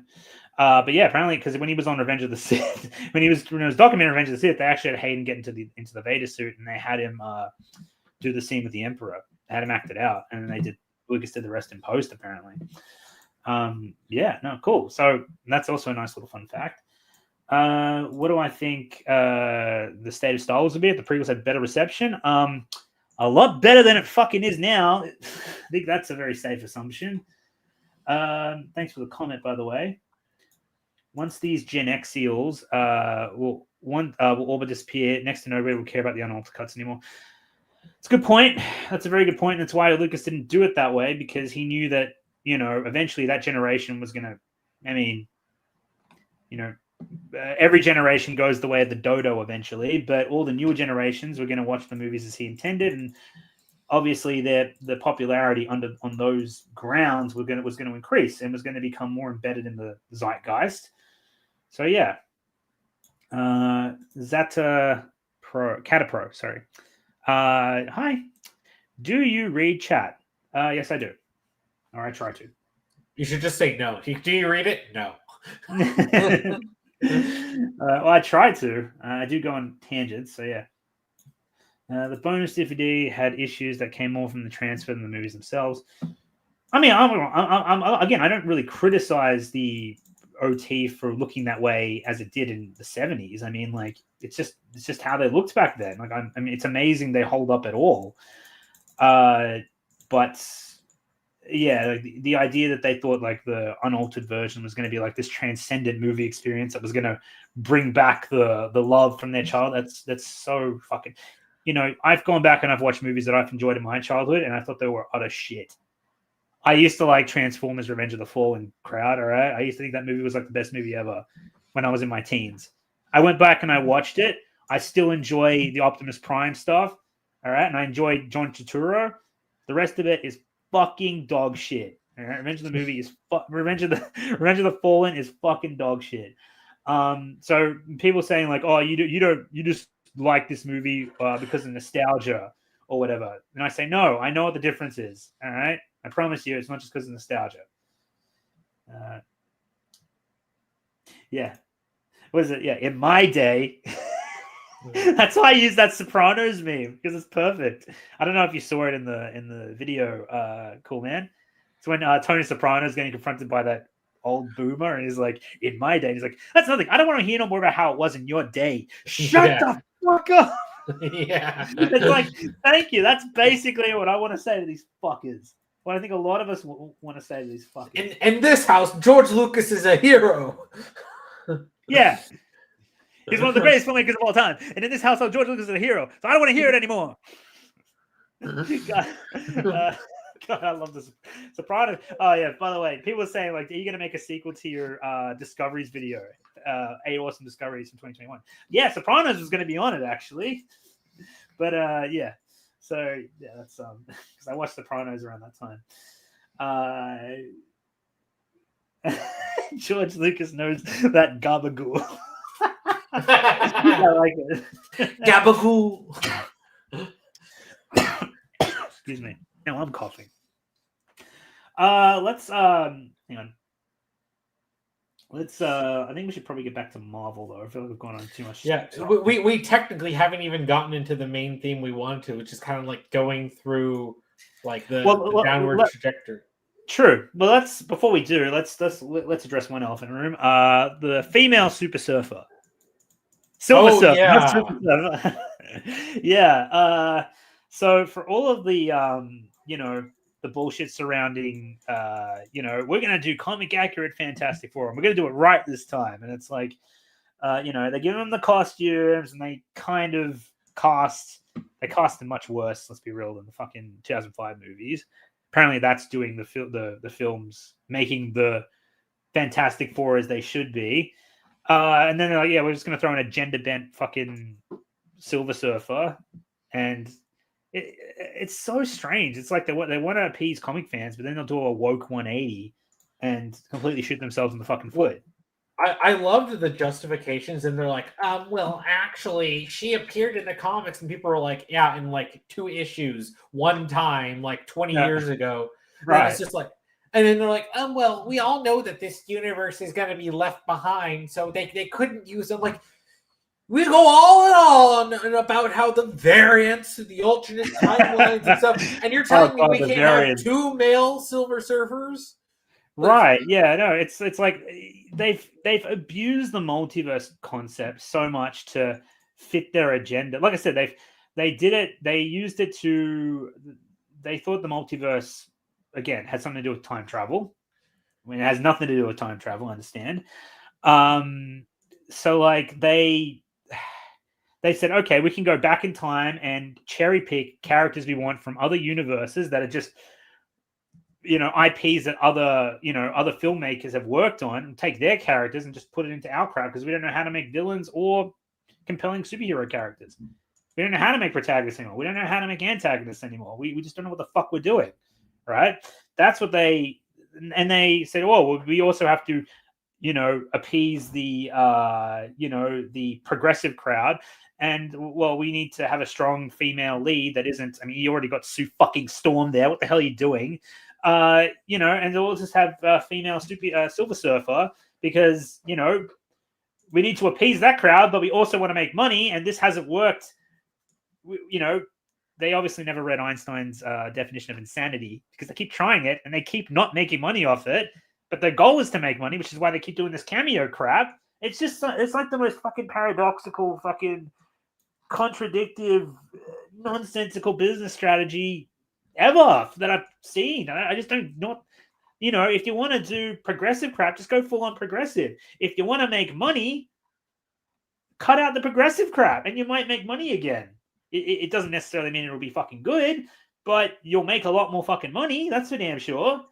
I don't understand. I really don't get it. I'm seeing a lot of posts too recently about like apparently the EA was bought out for like $55 billion or some shit. And because it was bought by like Middle Eastern guy or whatever. The Saudi prince. The Saudi prince bought fucking EA. Okay, but now people saying, yay, we're not going to have woke crap in our games anymore. Probably.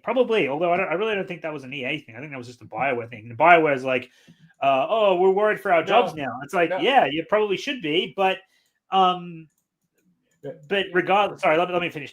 Once they cut the fat, so to speak, and get rid of all the woke bullshit, it's like, okay, so, and then that's right. There was a comment I read. It's like, yay, we're not getting woke crap anymore. Now we're only getting live services and buggy bullshit and microtransactions. Yay, us. Like, it was kind of like it's kind of like when someone claps, but it's like a very kind of reluctant, kind of like, hooray, we kind of won.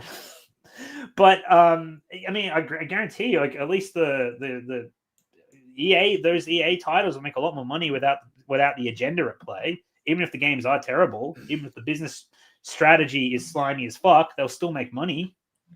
or more money at least than they were making.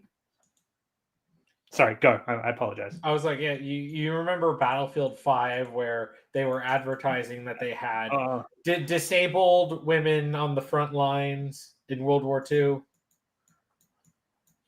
And it was like right in everyone's fucking face too. Like, ugh, yeah, like, it was one of the first things that they showed off. Yeah, and it's like, and man, like, yeah, that was honestly, that was before I was, I had a very, I think I was just starting out on YouTube back then. Like that, Battlefield 1 is an old one. No, sorry, not 1. Sorry, Battlefield 5. Excuse me.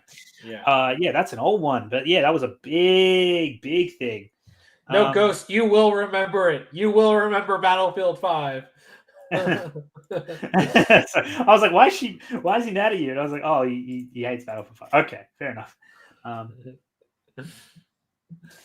Needed games when polished. Yeah, that's an industry-wide thing, man. That's like a corporate thing. I guarantee you many of the devs also wish they could go back to that time, but times unfortunately have changed.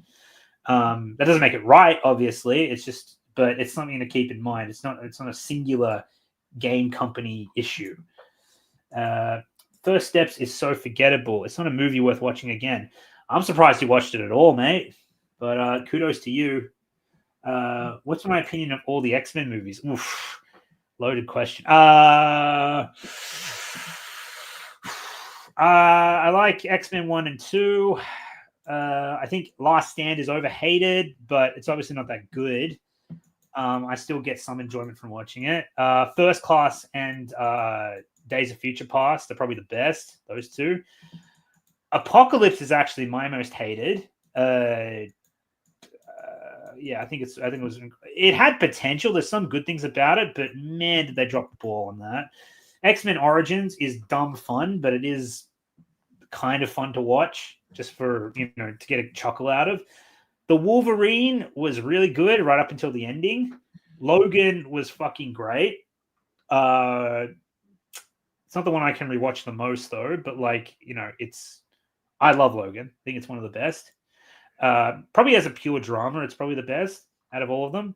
And what else? The Deadpool films. Love Deadpool 1. Deadpool 2 was good, not great, but good. If they took out the Fire Fist fat New Zealand kid, it would have been a lot fucking better. I don't know what they were going for with that. I think that was for some reason people got in their heads that guy was funny. He's not funny at all. I normally love New Zealand actors. He's not one of them, or at least I don't like the fact that he was taking on he's basically, are you familiar with Rebel Wilson? Yes. Yeah, he's basically a gender bent, fat, younger Rebel Wilson. That's his shtick. Like that's not funny. The actual Rebel Wilson isn't even fucking funny. So I don't know how the male younger equivalent of that is going to be funny. But people got in their heads that it was funny, and kind of, I mean, hell, people want to throw shade at Jar Jar. I'll give you what you think Jar Jar actually is with an actual fucking, an actual bad side character that's annoying and won't go the fuck away. Hell, the best example of what people thought Jar Jar Binks was, or labeled him as, is like the worst character ever, who's annoying, who doesn't need to be there, who just won't go the fuck away. No, Jar Jar actually added. Jar Jar is an endearing character. He adds stuff to the fucking plot and to the story. He has a character arc, albeit a small one. He's relatable on a number of different levels. The outcast that doesn't fit in anywhere, right? But what they pretended Jar Jar Binks is exactly what Sam's roommate in Revenge of the Fallen is. That is who they were pretending Jar Jar Binks was. Sam's roommate in Revenge of the Fallen, Transformers Revenge of the Fallen, people don't know. That character doesn't go the fuck away. He never shuts the fuck up. He adds almost nothing to the fucking story. There's almost no reason for him to be there. His jokes aren't funny. His presence is pointless. He's obnoxious as fuck. And you just want him to go the fuck away the whole time. He's not. There's no reason he should be there. But he's there. that is, you know what I mean? Or comic book kid from Black Shadow. That's another. That's it. Well, that is what they were pretending Jake Lloyd's Anakin was. Black Shadow's comic book, fanboy sidekick.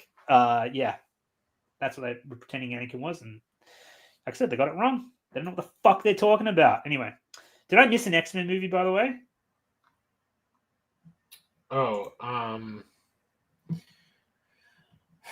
Dark Phoenix. Dark Phoenix, thank you. I think that says a lot. Dark Phoenix, forgettable. I saw it. It was forgettable. It's nowhere near what it should have been. But honestly, I thought it was a surprise to me. I watched it and I actually thought Dark Phoenix was overhated. Honestly, I thought Apocalypse is way worse. There were things I liked about Dark Phoenix, but I understand that it's in no way comic accurate, not even close to the Dark Phoenix, which is one of the most popular X-Men storylines, if I'm not mistaken. But I didn't think it was a complete write-off. I think it was hindered by the fact that Fox was selling. They didn't know what the fuck the X-Men franchise was going to be. They just didn't know what the fuck they were doing at that point. You know what I mean? Whereas it's very clear they did know what they were doing with First Class and Days of Future Past. Also, I don't know how the fuck Apocalypse happened. I really don't. Like, he's got one of the dumbest fucking you know Apocalypse. Like, when you've seen X-Men Apocalypse, I think. Cool, man. I have not. Okay, well, basically, he gets put into hibernation for like millennia, right? And then because he's like the first mutant or whatever. I do forget a large portion of Apocalypse. But the thing that wakes him up is he gets hit by the sun. That wakes him up, right?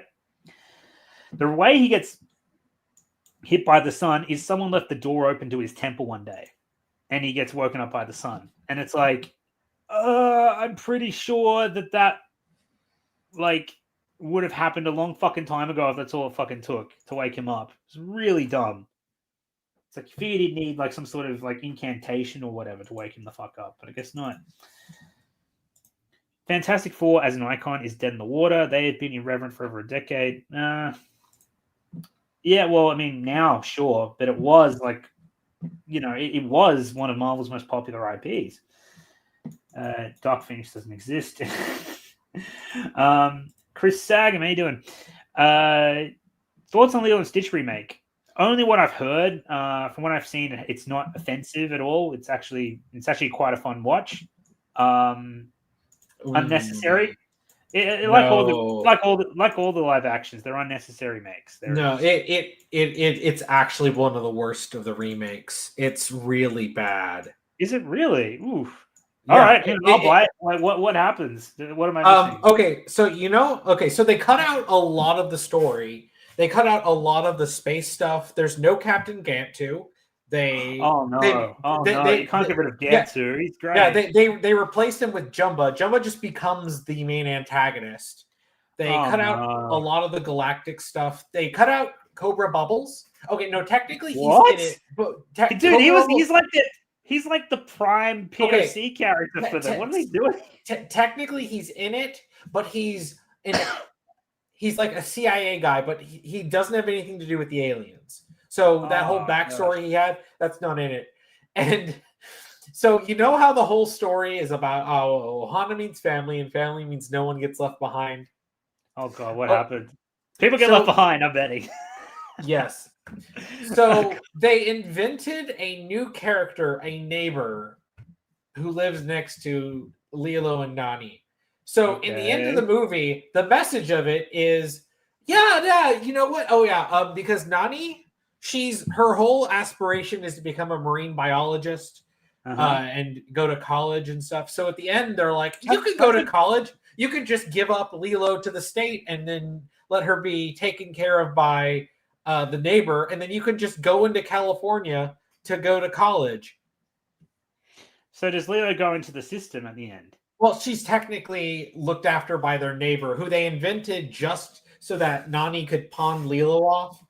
Honestly, like I think the idea of Nani wanting to go to college and become a marine biologist, I think that's actually a good fit for the character. I think that was actually like that seems like something she'd probably want to be growing up in No, Hawaii. not at all. That's not even remotely hinted at in the original. Her passion was surfing in the original. That's what she gave up to take care of Lilo. But the thing is, was she? I have to watch Lilo and Stitch again. Yeah, she was a. It's only vaguely like mentioned and brought up, but she actually was a like a champion surfer. She gave that up when their parents died to take care of Lilo. Oh, that actually makes almost. I mean, I remember the surfing scene. I don't remember the whole. It's why she's so good at surfing, but it's not something they focus on. But like the thing is even that explains how she would know Dave, because Dave and her were surfing buddies, and he's got the hots for her, and that makes sense. Yeah, and they totally nerfed Dave. They cut out the romance. In the Why would you that? Okay, yes. fuck it. Actually, if that answers your question, Chris Sagan. Yeah, I was just sitting there. I'm like, oh wait, no, you don't know. Cool. You don't know how. Cool. Yeah, well, I just know what I've heard, but I've been very disconnected from I certainly don't watch reviews anymore, and I just kind of loosely hear through the grapevine, through word of mouth, either from you or from my family or my friends. Though we hadn't spoken about this, I just assumed, just another pointless remake, whatever. You had me at no Captain Gantu. I was like, all right, fuck this. Yeah. They really cheaped out on all of that. So it's just like so much of it is just gone, and it's like, and then it's just completely neutered. Like, it's that's why I know some people, like even Ghost was like, no, NOMZ, no. And I was just like, okay, like wait, I have to explain this because you didn't know. It's like he doesn't know. It's like that Batman meme. He doesn't know. Oh, I see. She's saying, none of us know why. He goes to college in California. My sister in Christ, you live on an island. Well, and the funniest thing is like she doesn't even have to leave Hawaii to go to study marine biology. Hawaii has colleges with the best marine biology programs in the country, and as a native Hawaiian, she actually gets a significant discount to attend college there, rather than leaving out of state and going to some like $80,000 a year one in California. Okay, well, that's stupid then. Gosh, Grant's really mad at that remake too. Sorry, guys. Yeah, I didn't know, and I think I was better off not knowing. Sorry. Oh Lord. And that's the thing, Lilo. That's another thing. Like, I remember I said I was really mad I didn't get to make a video on Karate Kid, Fantastic Four, being in the toilet, Marvel being in the toilet, and I wanted to make a video about Lilo and Stitch, honestly. But I didn't get around to seeing it. I was involved in another project. I would have. Lilo and Stitch is probably my second favorite Disney movie of all time, behind Mulan.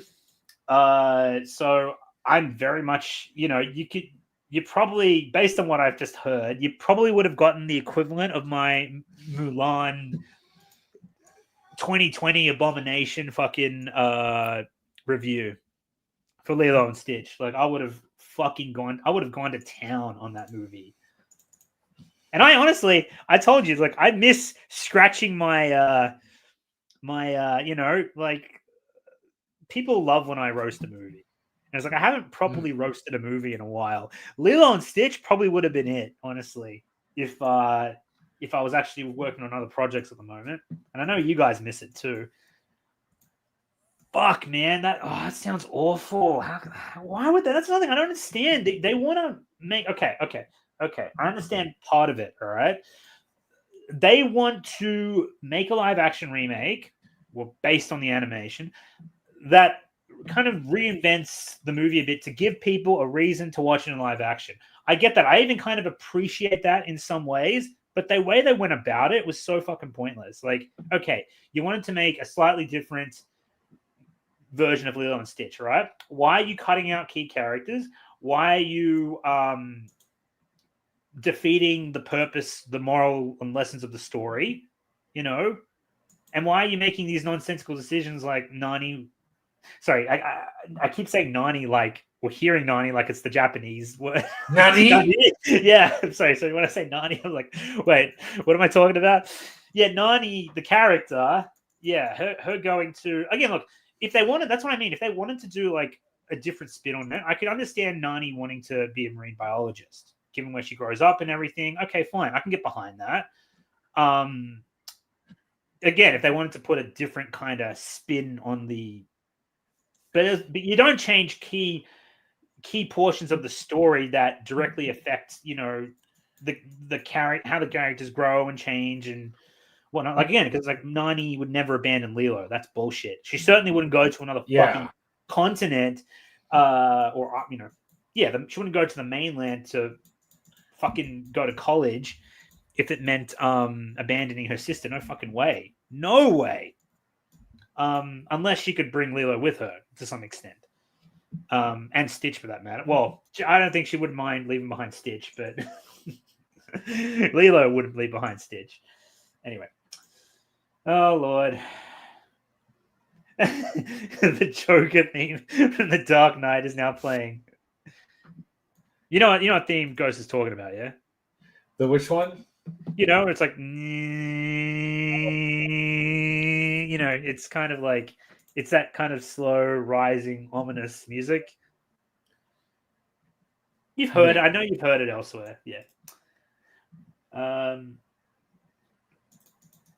It's no different like the How to Train Your Dragon live action remake, where it's just shot-for-shot remake.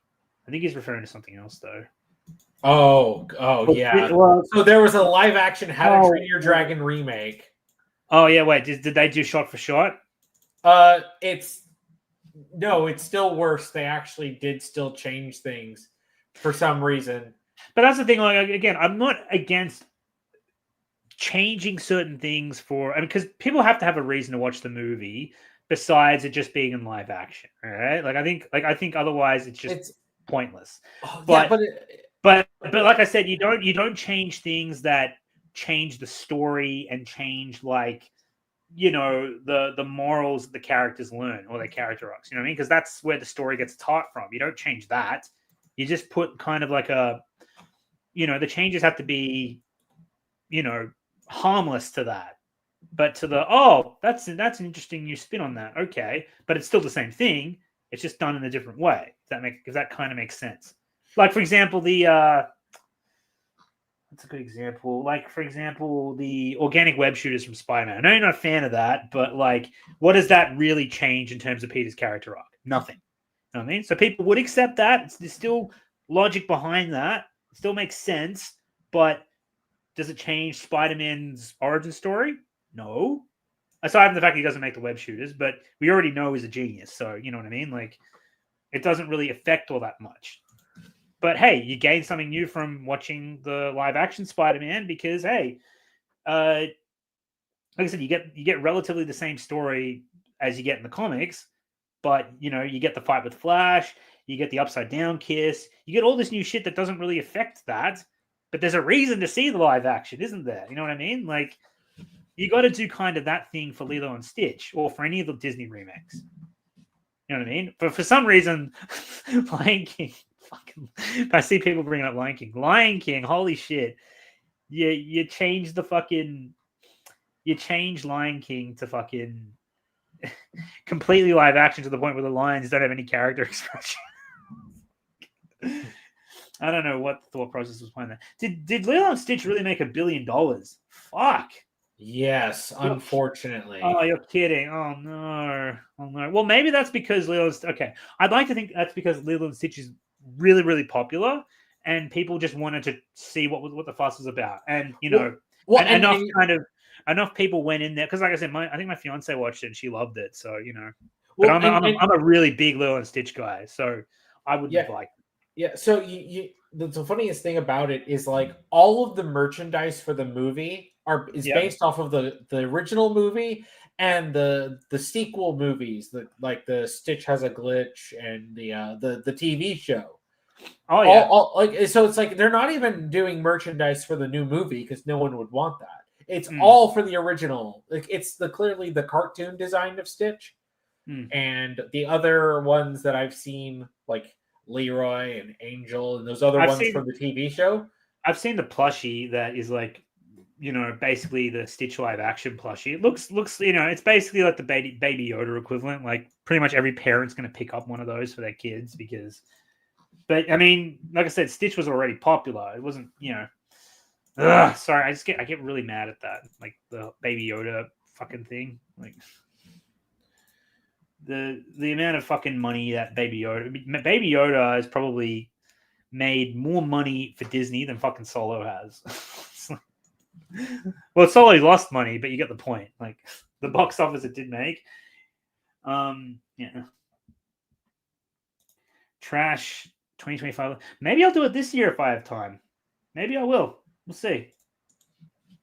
Thank you. Where's it going? Thomas Memories Central. No, don't attempt to review. I don't know if I'll review it, but I might roast it. You guys can look forward to that. I was telling Cool Man, like, when I do reviews, I really go the extra mile, take my time, and like I'll turn like I'll probably take me like 50 minutes to an hour and 20 to review it. After this project, I don't know if I have the stamina for that, but I could definitely roast it for 15 minutes if you like. That's no trouble. That's a vacation for me. You kidding? It's not even work. That's holiday. Sorry, I'm just going back to some of these chats. I don't want to miss too much. Astrid was racist. Is Astrid Lilo's like friend with glasses that she bit? Oh wait, Astrid. Oh no, that's from How to Train Your Dragon. Astrid was the love interest. They made her black. Oh gosh. And back in the old Scandinavian Vikings, they made sure to be racially diverse. Oh gosh, never ends, does it? No. Well, hopefully it's coming to the end of its rope at the very least. Instead of remaking good movies, we should remake bad movies. I would love to see a remake of those. Well, I mean, in fairness, Tippy, like, isn't that what the whole mentality behind Fantastic Four First Steps was all about? Like, we're going to correct the bad Fantastic Four movies and remake it for the MCU. Again, I don't even agree with that necessarily, but the mentality was we're going to correct the errors and we're going to make I'll give you a good example of that. DBS Broly. They remade Broly the Legendary Super Saiyan, which, the only thing really good about that movie was the fucking soundtrack. And they made a killer fucking story and spectacle out of the new Broly movie for Dragon Ball Super. It's way better than it's funny. You and me immediately, people who aren't familiar with Dragon Ball might not follow this. We'll try and keep it brief. But you and me immediately agreed on that. You hated the Broly movie. I always hated the Broly movie. And I had to convince you to watch the new Broly movie. And there's things about that you have issues with. But I think I remember watching it with you. You were like, this is an astonishingly good reimagining of Broly. Yeah, like literally, there's literally like 2 minutes of the prologue that I have issues with. If you cut out, you change nothing. Yeah. And it, like, I literally just decided to, just for the hell of it, I made my own little cut. And I cut out those bits that I didn't like, and I just stitched in scenes from the Bardock, father of Goku special from back in the day. Okay. Yeah, I know, because you're a big fan of that movie. Yeah. So then it's just like I literally just like, so any of those like Bardock scenes, I just cut them out and replaced them with the OG Bardock, and I'm like, it all flow, like, outside of having to the obvious cuts between the quality of animation. Like, it actually fit pretty well together. So even the stuff I don't like about the Broly movie is literally so inconsequential in terms of the movie itself. You could cut it out and you lose nothing. Yeah.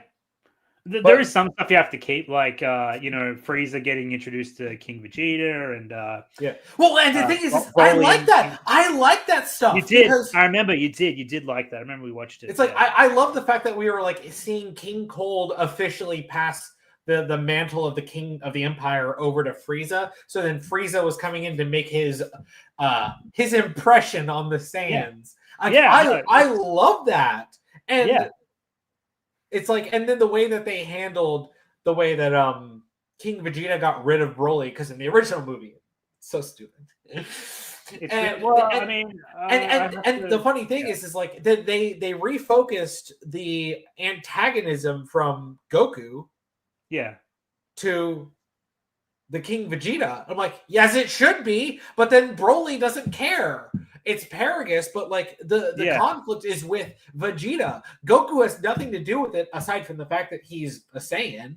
Yeah. Like, so he just kind of goes along with this and wants to fight him because he's just like, all right, strong opponent. Let's fight. Well, what I liked about the Broly movie is that Goku was actually kind of the voice of reason. He actually tried to calm Broly down. He was like, yeah, I'll fight him for a bit. But once he got once he had like a little taste of Broly's power, he was like, he tries to incapacitate him and reason with him. And I was like, wow, okay. What's this? Character growth for Goku? Interesting. I'll take it. Because you haven't had that for a while. Vegeta was just being Vegeta, obviously, which is great. Vegeta's always good. But yeah, you get the point. Like, that is how, in terms of remaking bad movies and like getting something really good out of that, the Broly movie definitely would be my pick. Because that's like one of my favorite movies ever, if I'm being honest. So let me scroll down and answer some more of these chats.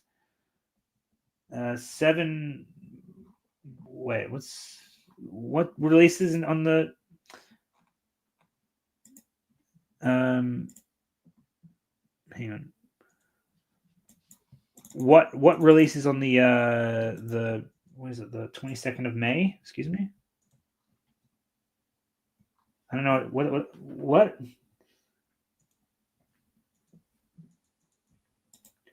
I know people who really like the Broly movie. Some even say they think OG Broly is better villain than Frieza. That's stupid. I mean, I like the idea of OG Broly, but in terms of execution, I mean, that's another thing. Great ideas, terrible execution. I'll point to Broly.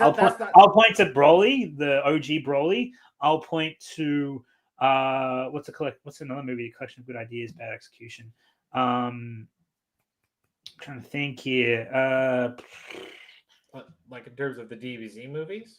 No, just in general. Movies with good ideas, bad execution.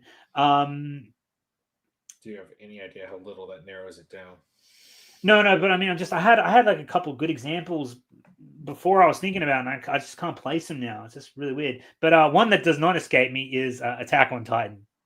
Great fucking ideas. Excellent concepts. In concept, terrible fucking execution. That, I mean, yeah, like, or at least the final season. I can get on board with most of Attack on Titan, but the final season, fuck that. I've had issues. Are you ever going to get around to making the video that we recorded for? Once I'm done with this George Lucas project, yes, I definitely want to do that. Overrated? Oof. Overrated is an understatement. Just kind of, it's funny because like I remember I made a video back in 2015 saying that you were ahead of the curve. Yeah, I said Attack on Titan was going to end badly, and everyone who was holding out hope that it was going to end well was going to be disappointed. And I was validated once the manga finished. Oh, that's right. Sorry, the whatchamacallit, what is releasing in 2026 that they were talking about is it's the Mandalorian.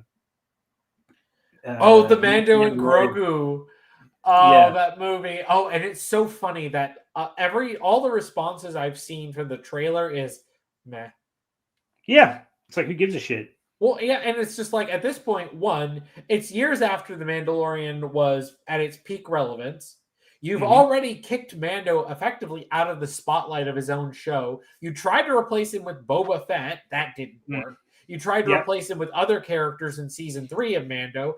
That didn't work. So now you're like, we know we sent a Grogu away, but now he's back. And we destroyed his ship, but now that's back. So we're just going to kind of reset the status quo to like season 2. You guys like season 2, right? You like that season, right? We're just going to do that. It's like, you like that, right?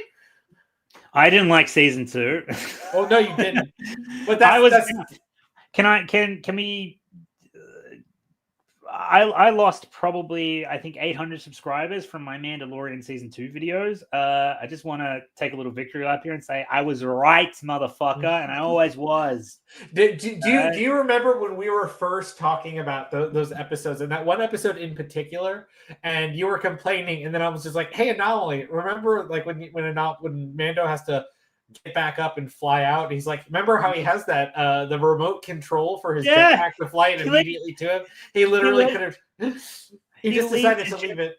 Yeah, he leaves his jetpack behind. He doesn't even use the remote to get it back and pursue the enemy because we have to have the final episode and the Luke Skywalker hallway scene. Which, to be fair, like, guys, I got no problem with the Luke Skywalker scene, even though I think it's incredibly shallow. But like, it makes sense in universe mostly. But everything else is fucking garbage. But God forbid anyone give that less than a fucking 10 out of 10 on IMDb or Rotten Tomatoes. Fuck, man. Like, and man, the waves that made, like the crying reactions and fucking people, like, you know, all of a sudden, you know, Mandalorian was like the hottest shit ever. And I'm just like, people need to get off this fucking horse. It's like when people, yeah, like the glazing for that episode in particular. I mean, I'll admit, like, at least they knew to end the season on a high, but like, fuck, the rest of that season was garbage.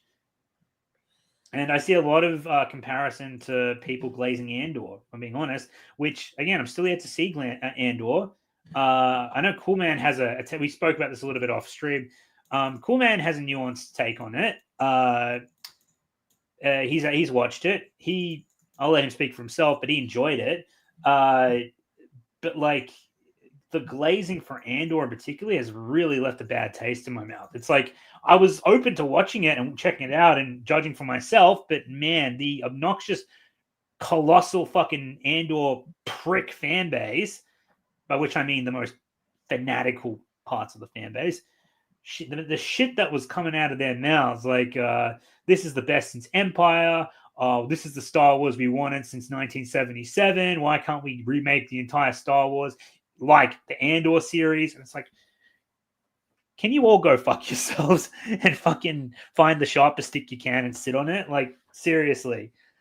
I'm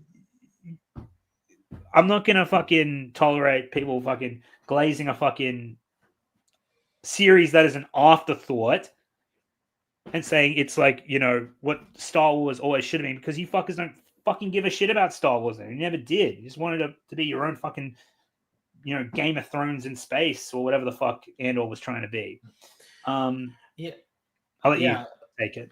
Yeah, so like, me and Angel both watched Andor. We've watched both seasons, and I thought it was really good, really well written.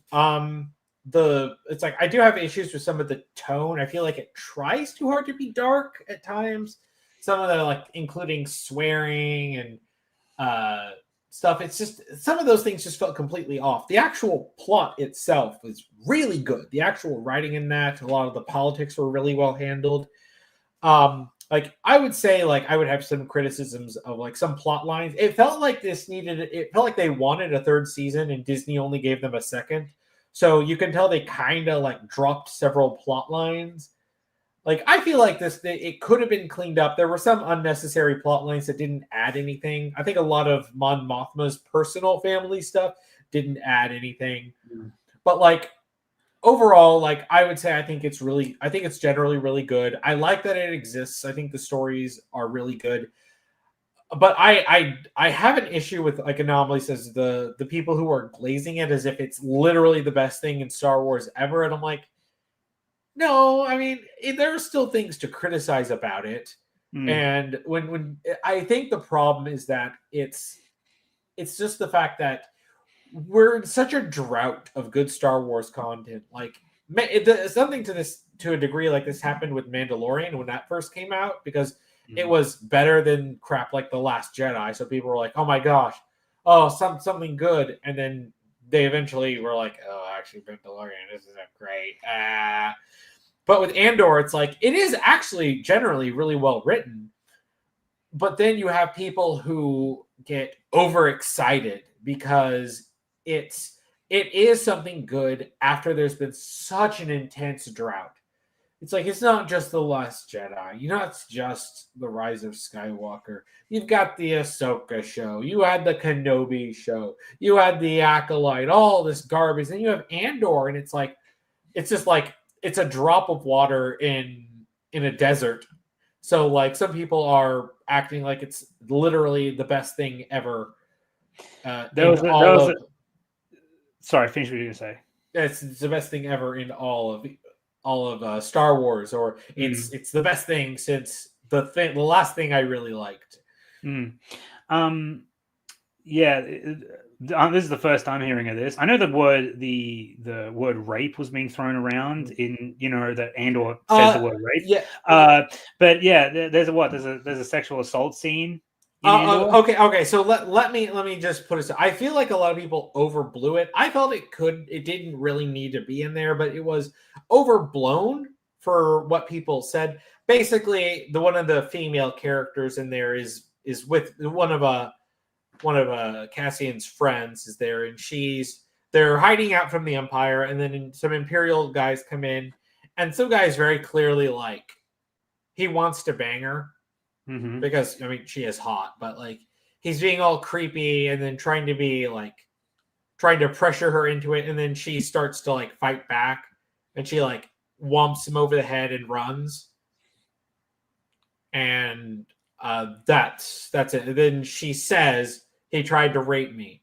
That's the extent of it, and then it doesn't really come up ever really after that. That is. Yeah, I'm in with No Leaf on this one. That's just that is very much not like the very foundations of Star Wars was against that. Like A New Hope, I remember when I was doing this George Lucas project, like the earliest interviews with Lucas, like in Time magazine after it came out, like people were praising the fact that Star Wars. They weren't. Modern day people, especially the older fuckwits who want Star Wars to be, Game of Thrones in space. Like, obviously, this was made for them. That's why they're throwing around like, "Oh, this is the greatest thing ever. It's mature." It's like, no, Star Wars has always been mature. It just hasn't been pandering to adults who want, Lucas has always said he didn't want to turn Star Wars into a grim bloodfest. Which you can throw Revenge of the Sith in his face all you want, but there is no blood in Revenge. There's a burning scene, obviously, but Lucas, much of the violence is actually cleverly implied in Revenge of the Sith. It's done very well. I don't want to use the word tastefully to describe violence, but the movie is done very tastefully. Anyway, but the earliest interviews of Star Wars were like, this movie doesn't have any gore. There's no sleazy sex. It's not trying to be an adult film that it's trying to be a fantasy for the younger a fantasy in space for families and for younger kids to look up to. And that's what they were saying about Star Wars 1977. So if they were saying that like the whole thing with Andor is that, there's a couple of swear words thrown in and it's Star Wars for adults. It's like you've got completely the wrong fucking idea. And yeah, maybe it's competently done, but you put Andor, and I said this to you and you agree with me, you put Andor in any other fucking, without the Star Wars razzle dazzle on it, and it's a fucking disposable by the numbers fucking, drama series that you'll forget about in 5 seconds. Well, I still think it would be well regarded, but it wouldn't have as many eyes on it as. Well, people remember the Star Wars. People remember, this because of Star Wars. It's even though it actively tries to play down the Star Wars aspect of it, people are watching it because it's a Star Wars series, mostly, right? That's what got people's eyes on it. That's why it was, because other drama series have to fight for notoriety. Andor had it given to it by the Star Wars brand. And yeah, if you watched it, the series, if Andor was any type of other, if the same series was done as a different drama or whatever, without the Star Wars brand name, you'd probably like it, but you sure as shit wouldn't stick out to you nearly as much because you'd be like, oh yeah, no, it's a drama series and It's one of those types of drama series. You'll like it. I enjoyed it. But you wouldn't be saying what these glazing fuckwits are saying about it's oh my God, I forgot that I was watching a series during this monologue or some shit. The screen just the edges of the screen just disappeared for me while they were saying this monologue. And I'm just like, are you fucking serious? This is kind of like it's some of the most weird, most pretentious shit I've ever seen. I hate the fact that they referred to like, oh, there was a genocide, and then people were like, this is just like real life, and I'm just like, oh my gosh, shut up. I'm sitting here. I'm like, I like the show. Shut up! You're making me feel embarrassed. Yeah.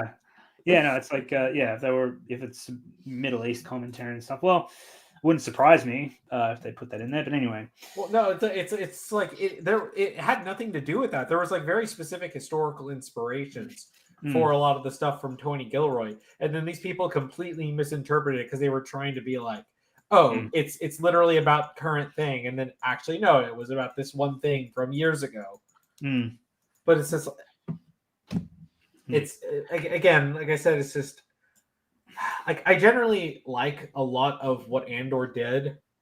It's just sometimes the fans are just and the media as well. And I see Andor always get introduced. Like people say the critically acclaimed Andor. It is, but I don't like it when you say it. Yeah, it's like, no, you're ruining this for me. And honestly, yeah, a lot of the glazing has left a really bad taste in my mouth regarding Andor, and I haven't even watched it. Like I can't even. I'm sure I'm mostly right in a lot of my general assertions, but I mean, I have nothing against Andor being a competently made series. Like, I'm not saying it's. I've never commented on it and said it's shit. I've just said it's very, it's trying to appeal to a bunch of people that like the idea of Star Wars, but don't actually like Star Wars. Like you know what I mean? It's catering to the wrong crowd. People who want to think they're much smarter than they actually are. And because they enjoy a series like Andor that, is trying to be mature for a Star Wars, I use mature in quotation marks because all the Star Wars movies are mature and have layers to them that these fuckwits can't bother to fucking dig for. No, they need to feel mature right up front with, a monologues that drag on, which was people say, I've seen people praise the monologues in Andor. Monologuing was something that Lucas consciously stayed away from with Star Wars. That's why there's not many of them in there. There's only like 2 or 3 I can think of in the entire saga. All right. So there's that, but also, language that's mature and is like, how real people speak, which was also consciously ignored when it came to Star Wars, because guess what? It's a space fantasy. They don't use the F-bomb in space. They use fuzzball or laser brain or, they use really, what's the word I'm looking for? Cheesy language, cheesy, almost cartoony kind of language, because they, it's a space fantasy. That's not, aliens or anything like that. There's no planet Earth in Star Wars. Humans didn't come from Earth. I think even in the making of Empire Strikes Back, Lawrence Kasdan even said you have to kind of. And granted, Lawrence Kasdan did not write Empire Strikes Back. Let me make that very fucking clear when I say this. But when Lucas got him to come on to help him with the script, Kasdan speaks about like getting in the right frame of mind to write Star Wars, and he said you have to distance yourself from planet Earth as much as possible.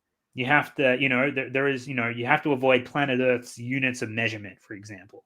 You don't use the word meters, you don't use centimeters, you don't use volume, you don't use anything that even remotely pertains to planet Earth. You got to get into that Star Wars kind of space fantasy mindset, and you come up with terminologies that fit for the universe. You know what I mean? And he's absolutely right. I don't have much good to say about Lawrence Kasdan, but that's one of the right things he said. Obviously, I'm paraphrasing here, but it's in the book if you read it. Yeah, and Andor very clearly did not take that route. It just kind of ignored all that and tried to appeal to a bunch of mainstream, non-Star Wars fans that, again, like the idea of it, but who really just want to see Star Wars turn into Game of Thrones or something. That's the idea. That's what I got from it anyway. But again, maybe it is competently made at the very least, but that's elevated by the fact that it's taking place, that it has the Star Wars fucking brand to accompany it. Yeah, I've been seeing people saying Star Wars Theory was dunking on Andor, but he kind of got he got chastised for it, but he was kind of spot on what he had to say. I mean, I don't agree with barely anything Star Wars Theory has to say. I don't watch him. I don't interact with him. I don't interact with his audience.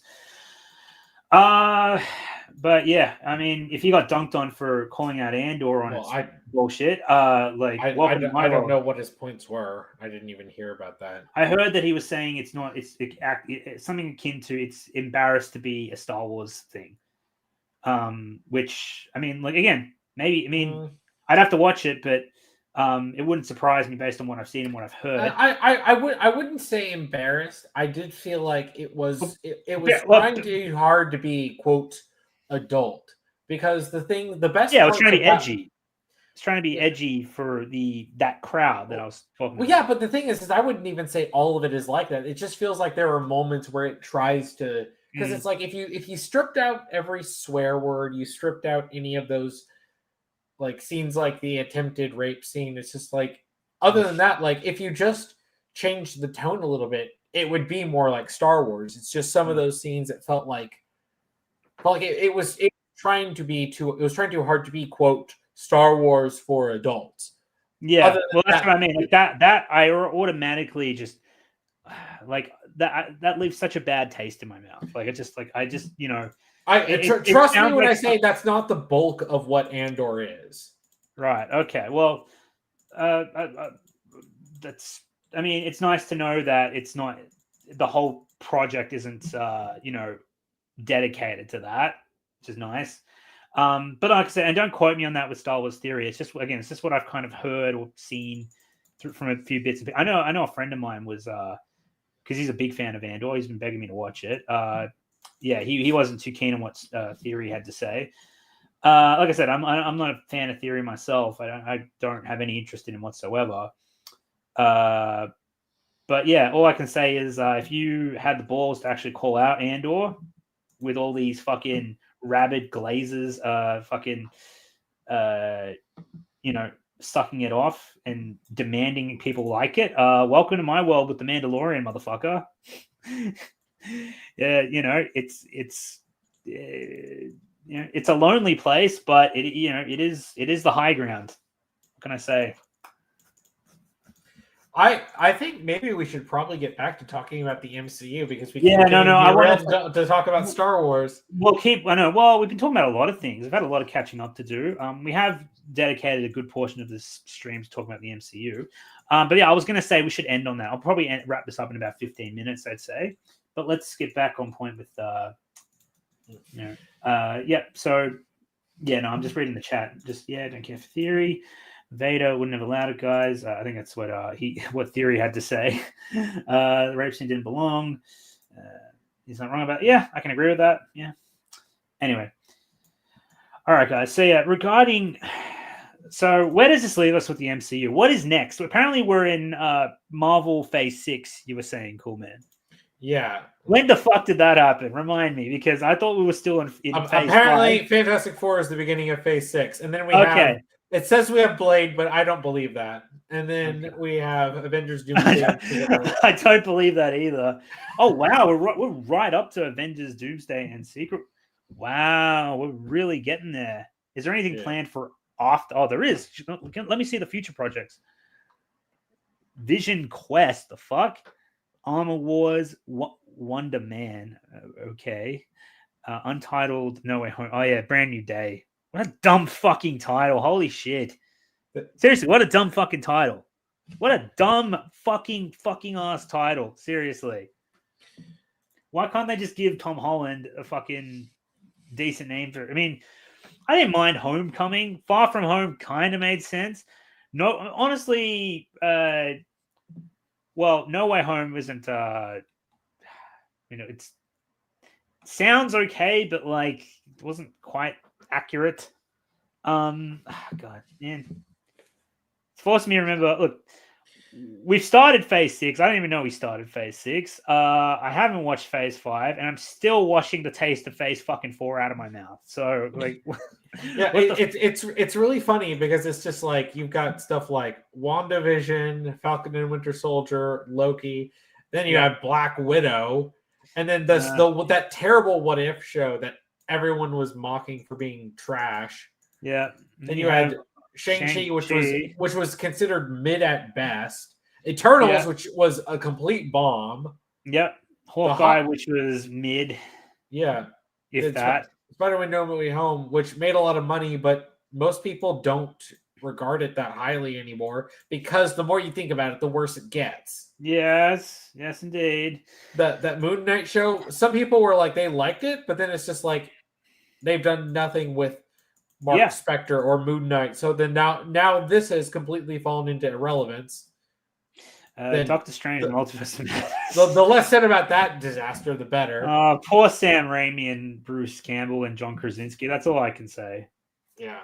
I have seen people unironically try to use Multiverse of Madness to discredit the Raimi films, and it's like, no, fucking Martin Scorsese couldn't have made a good movie out of. Well, it's just like it's like they don't allow anyone to make their own movies. It's like the best part of Multiverse of Madness was that there are a handful of really cool shots, and I'm like, I guarantee you that's the only thing Raimi actually contributed was a few cool pieces of cinematography and directing, and then that's going to be it. Well, he came onto it, and they were still rewriting the script apparently, but it was like. No, I think they hadn't finished the script. Like they didn't know how it was going to end. Basically, is how he came onto the production, and I was like, see, that's different. That's different to what Lucas did with his scripts on Star Wars, and what the MCU fucking does with his scripts, because they had started filming and they didn't have an ending. Like you can refine the script, understand, while you're making the fucking principal photography. And movies having reshoots or pickups. So like, let's say there's like a continuity gap and they wanted to do a reshoot. They'll probably do a scene where a character says a line or two, or you see a character leaving a building or whatever, like just small things like that. Those reshoots are quite normal. Like a famous one from Revenge of the Sith was Lucas neglected the fact that during the principal photography, Obi-Wan doesn't actually pick up Luke's lightsaber before he leaves Mustafar. So he did a pickup where he had an actor, I don't know if it was Ewan McGregor, but he had an actor in Jedi robes walk past Anakin's lightsaber on the volcanic ash hill on Mustafar and pick up the lightsaber. And he edited that into the movie to bridge continuity. Like, that's what reshoots are normally for, but they reshoot these guys reshoot large portions of the film, change the story. It's a fucking mess. No one can work with that.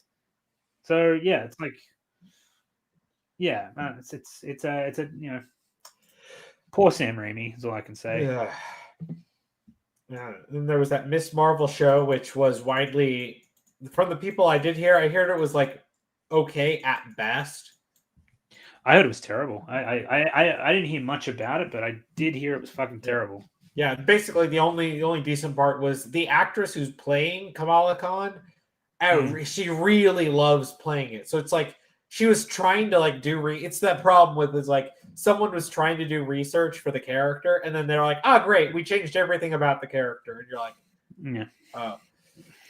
And then, yeah, the Thor: Love and Thunder. Oh God. the goats. Oh God, I still have PTS fucking D from that. Like, Thor: Love and Thunder, man, is one of the only movies I watched from start to finish in Phase 4.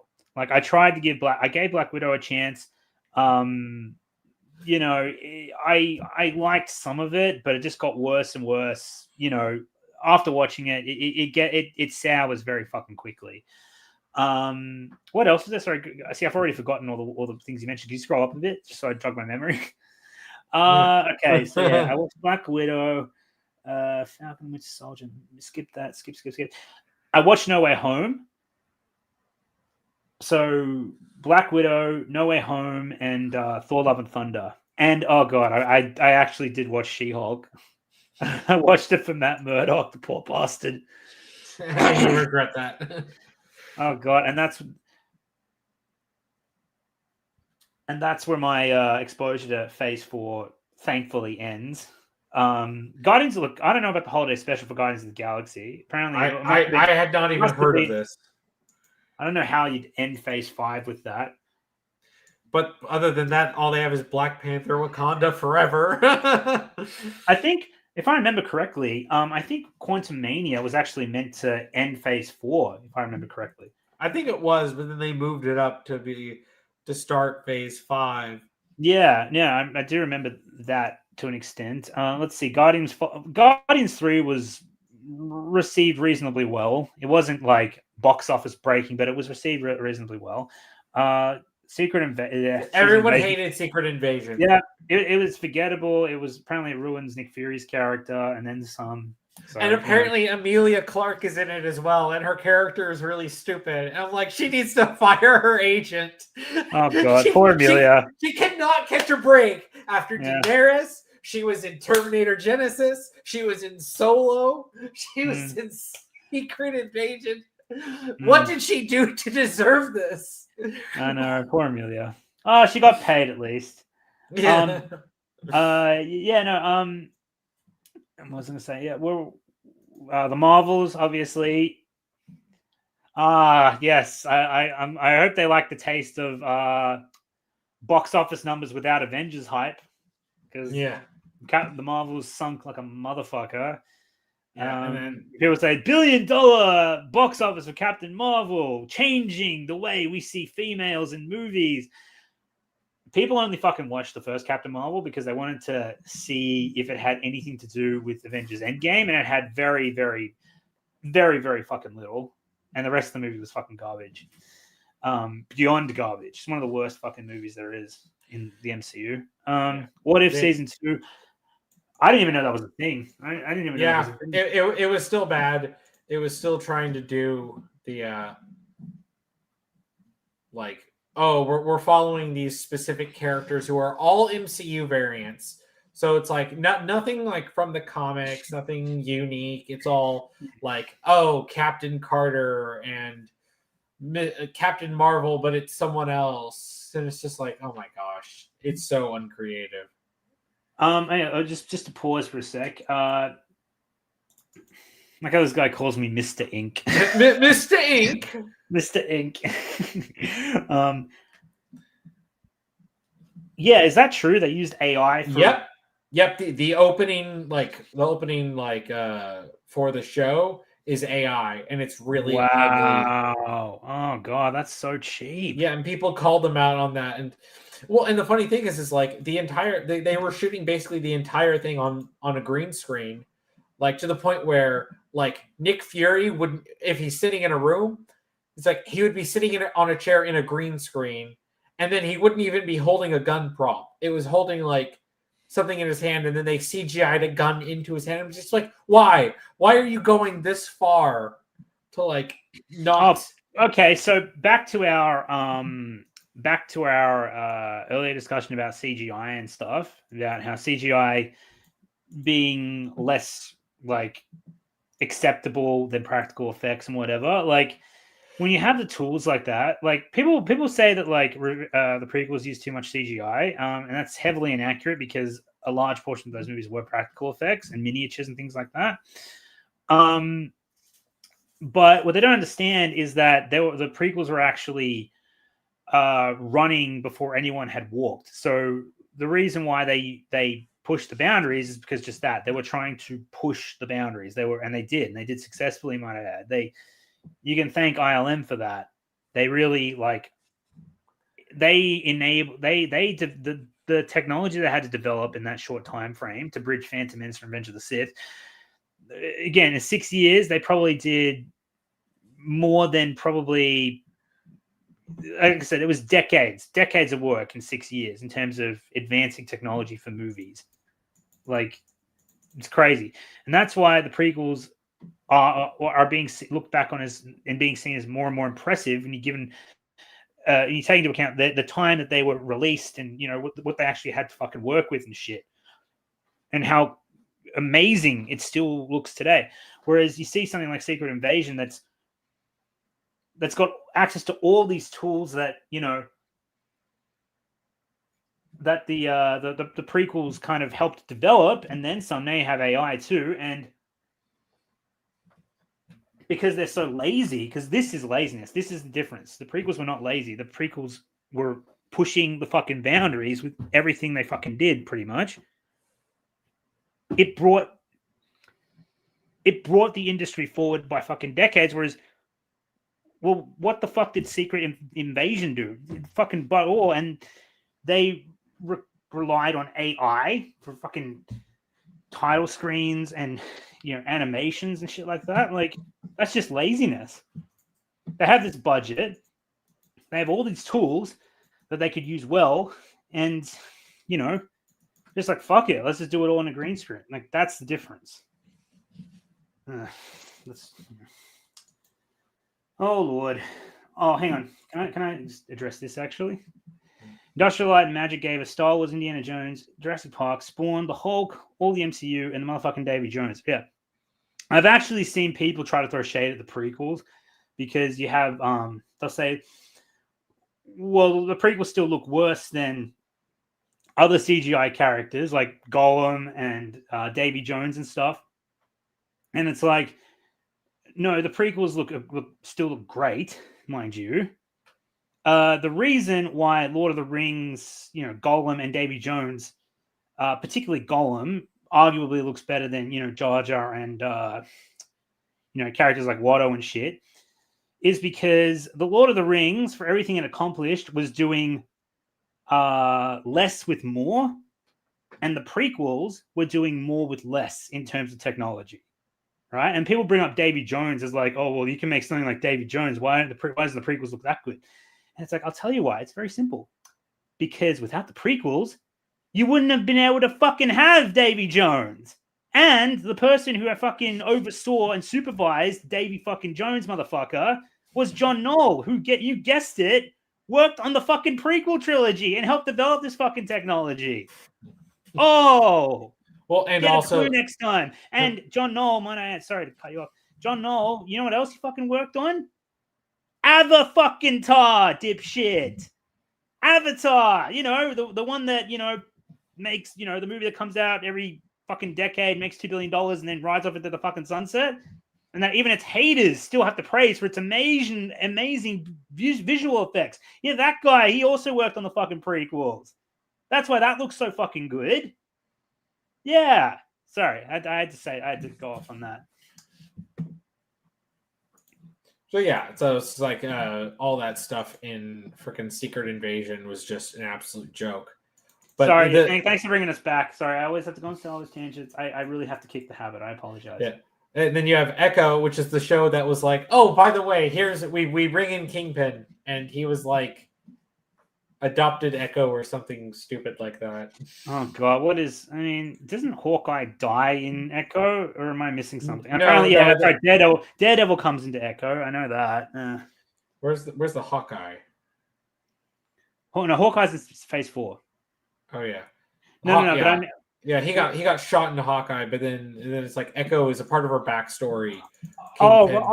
Oh, sorry, you're talking about Kingpin. I thought you were talking about Clint Barton. Excuse me. Oh no. Also, I'm pretty sure. Oh yeah. I think Daredevil did come. Didn't Daredevil appear in Echo? Yeah. And people were praising it for. Oh my god, it's the first PG. Was it PG-13? What's above PG-13? R. Oh yeah, it's the first R-rated MCU project. There's actual violence in this. Blah blah blah. And then Deadpool. Oh god, Deadpool and Wolverine. We actually talked about that earlier. We did, but just to go back to it, yeah, this is probably the one of two things I've seen in Phase 5. I still had an investment in Deadpool. I wanted to check it out. Obviously, I love Hugh Jackman. Yes, I got suckered into the hype. Did I think it was going to be? I mean, I looked at the trailer. I was like, this looks like it could be good, actually, if they just don't do what I think they're going to do. And they went ahead and did exactly what I thought they were going to fucking do. And yeah, there you go. So, oh gosh, like It's a damn shame. Like they could have actually done something good with Deadpool. They didn't even have to bring Deadpool, or if they wanted to bring him into the MCU, just do it at the end of the movie and just have him fucking team up with Wolverine. I don't care. Use time travel. Just do it on your own terms. All you had to do was have Deadpool and Wolverine. I said this before. Just make up a bad guy. I don't care which one. Throw Hugh Jackman and Ryan Reynolds together, Deadpool and Wolverine, and just fucking have a 2-hour runtime. And have them just argue and fight, and people will love it. And they ended up making what 1.4 billion, which again they made a ludicrous amount of money. Well, they made a lot of money, way more than I thought they were going to make. Actually, they exceeded my expectations, much to my what's disappointment, I'll say. But yeah, it's just a damn shame they couldn't actually make a good movie out of that because all the pieces were there. No, they had to kind of take the little victory lap over the Fox purchase and cast the middle finger at. And I think if it hasn't already, Deadpool and Wolverine will age like No Way Home, which is people will look back and say, yeah, we fell hook, line, and sinker for this bullshit, and it was nowhere near as good as we pretended it was. But yeah, it made a lot of money, but it was an outlier. It was definitely an outlier. It didn't make, granted, it's an R-rated movie, but it didn't make, I think even the people who watched it at the time were still kind of, wise to the act after No Way Home. So I think that's also partially why it didn't make as much money as No Way Home. But there was a number of things. It wasn't just the cameos. It was also the fact that Hugh Jackman was back. They had the comic accurate costume this time. A whole bunch of superficial shit that, people are going to forget about in 2 seconds. And like I said, the highlight for me wasn't even Hugh Jackman's Wolverine or Deadpool for that matter, or Chris Evans as Johnny Storm, which I liked and was nice to see him. It was actually Blade, who I really missed. It's good to see Wesley again. Anyway, that's what Deadpool and Wolverine had. Everything else prior to that was fucking tanking hard. Like that was like the only thing that made a decent amount of money in Phase 5, as far as I'm aware.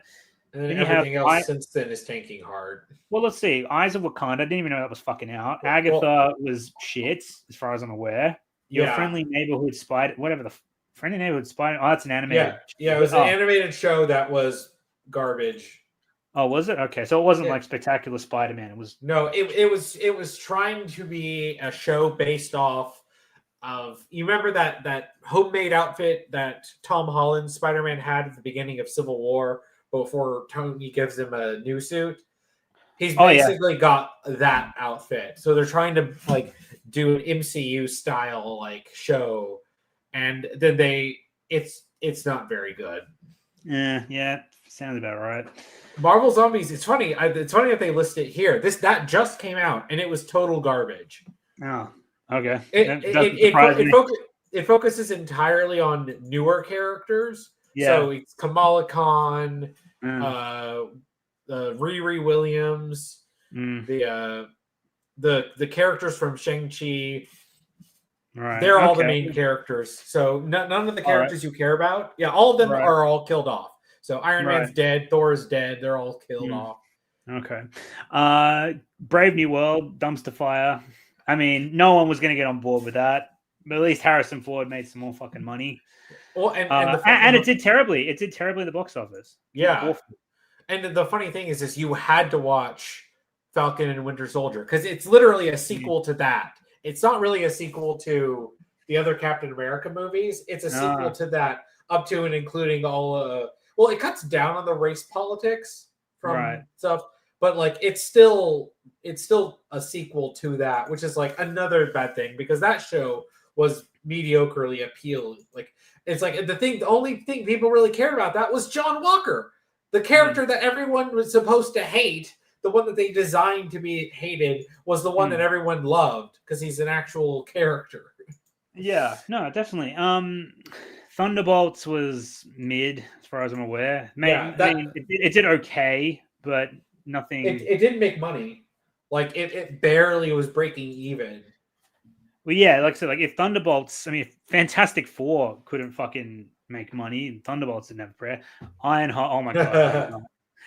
Oh god, I've heard some things about that fucking. That never had a prayer. Never had a No. prayer. Even Yeah, if it was competent, even if it was fucking competent. The fact that you want to replace Tony Stark with whoever the fuck Ironheart is, because I'm giving Riri Williams. No, not even that. Like, you know, like, well, you know what I mean. Like, you know, super intelligent fucking race bent Tony Stark in an Iron Man suit, like fucking. It could be the most competently written thing in the world. People are not going to get behind. Yeah. That. So, and for anyone who's familiar with Riri Williams in the comics, that's just Ironheart. Like, it's actually a faithful adaptation. She's a narcissistic psycho who kills people and causes problems and never takes responsibility.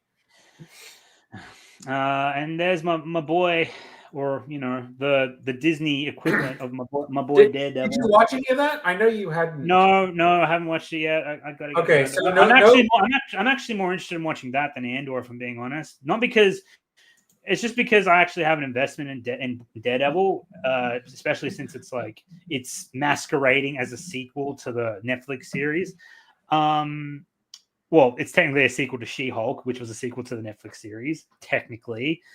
But yeah, I have more interest in that than watching Andor, even though I'm probably gonna have a better time with Andor.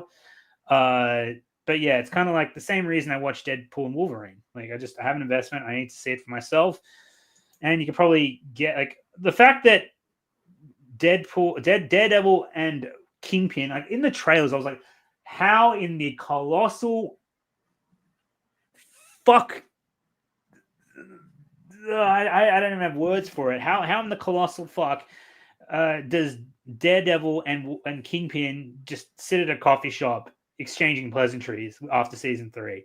But basically, it completely ignores stuff from season 3. They just kind of like, well, we want to have Kingpin be mayor. So now he's out of prison and he's mayor. That like if they wanted to do like again, why if you want to do that, just do that. Why you got to use the fucking net? Why the fuck do you have to use the fucking Netflix characters? Doesn't make a lick of sense. Like just do your own thing. There's a story. Like if you want Kingpin to be mayor and Daredevil has to stop him, do that. I'd watch it. But if you're going to pretend that like, oh, these characters who could not hate each other more after season 3, and after everything Matt Murdock did to get Kingpin locked up again, didn't happen, and that they just like what they're sitting in a coffee shop together, and Matt Murdock isn't like kicking. Well, you know, that wouldn't happen. That just wouldn't happen. There's no way you can ever fucking make sense out of that. Well, yeah, you can tell because originally it wasn't going to be connected to the original show, but then when there was outcry about it, they were like, actually it is, and then they reshot things. So it's like you can tell it's very, very painfully trying to like connect itself to the original show while not being connected to it at all. Oh yeah, so much for those 18 episodes for the first season. They got cut all the way back to 9 episodes. Which I mean, honestly,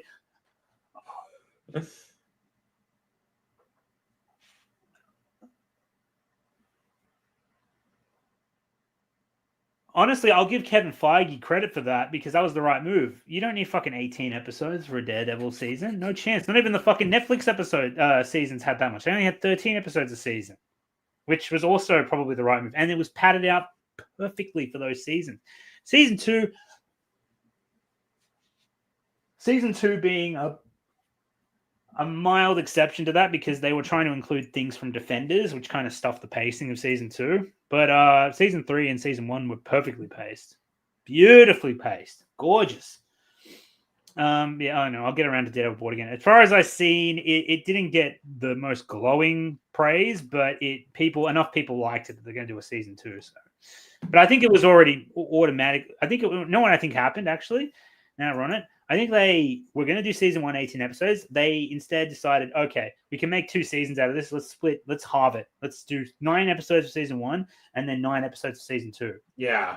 Because lately they've been booking season 2 in advance for really terrible shows. Halo. What was the other one they booked 2 seasons for? Velma. that Velma show. Velma, Ahsoka. I'm pretty sure Ahsoka was already in the cards for season 2 before the season even came out. It's the trick that these services always do is they'll say, oh, well, we have a season and it'll be 6 to 10 episodes maybe, and then they'll announce, oh, here's season 2 because it was such a massive success, and then then you find out, well, both seasons were ordered at the same time. As in, oh, they ordered 20 episodes and they split it into 2 episodes, 10 episode seasons. Then it's just and it's okay, if it gets more seasons, that's the only time you can see that there was actually any interest in it. And even then, sometimes that's just them trying to save face and just be like, look here. Yeah, that makes a lot of sense, actually. So. Oh God, Daredevil Born Again. It's going to be a slog. I'm saving all this for when I finish the George Lucas stuff, and then I'll get onto this. I'll get onto it, guys. There's a lot of fucking roasting I got to do, a lot of catching up I got to do on, unleashing my rage. I have so much rage that I need to catch up on for certain projects. And then obviously we've got Pedro Pascal's.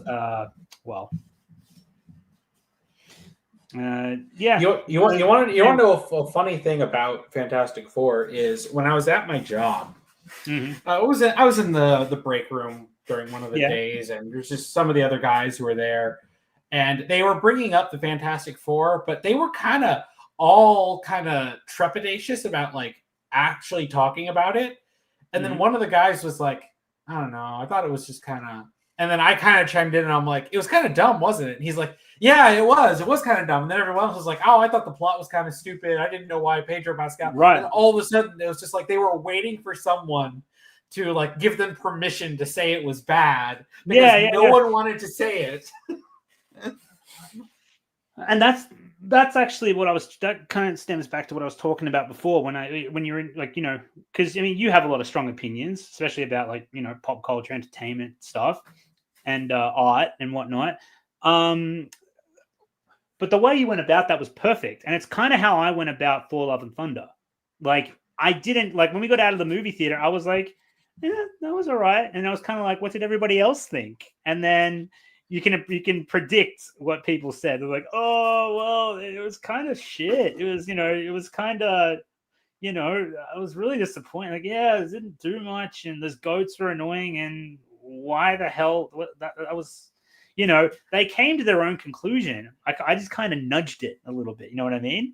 You know what I mean? I didn't jump down the throat. Like, didn't you guys think that was shit? Didn't the plot not make sense? Wasn't the CGI garbage? You know what I mean? I didn't shove it down their throat. You know what I mean? I just kind of took a breath, gave a very, I don't know what the word is, like a lukewarm kind of opinion. I didn't over elaborate. I said, yeah, it was all right. What did you guys think? You just kind of pushed that first domino. Yes, exactly. And then basically that's exactly what you did. You toned it back, because I know that when I was like. When I said, what was this? Was it Lilo and Stitch? Like, yeah, I heard it was all right, blah, blah, blah. You were like, NOMZ, no, it's freaking terrible. You immediately jumped on me for that. And I'm like, why? What happened? But see, I'm me. You know me. So it's like, okay, I'm not going to. But if you did that to someone else in your life, I think, all right, dude, geez, fuck, stop. Why you got to be so fucking obnoxious? Chill, would you? Jeez, you don't have to. You're Australian. I can yell at you.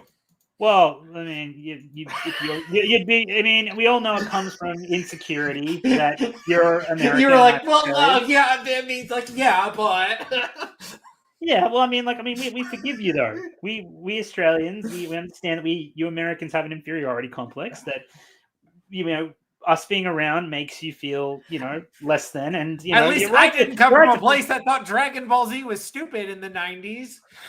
Well, that's true. Actually, I'll give you that. I'll give you that. Well, to be fair, a lot of people did love Dragon Ball when it came out, and it was huge here. It was, but in terms of the mainstream, it took a while to catch on. And I still, because it was just starting out here. Excuse me. When I brought it up to people at school, particularly the cool kids in my class.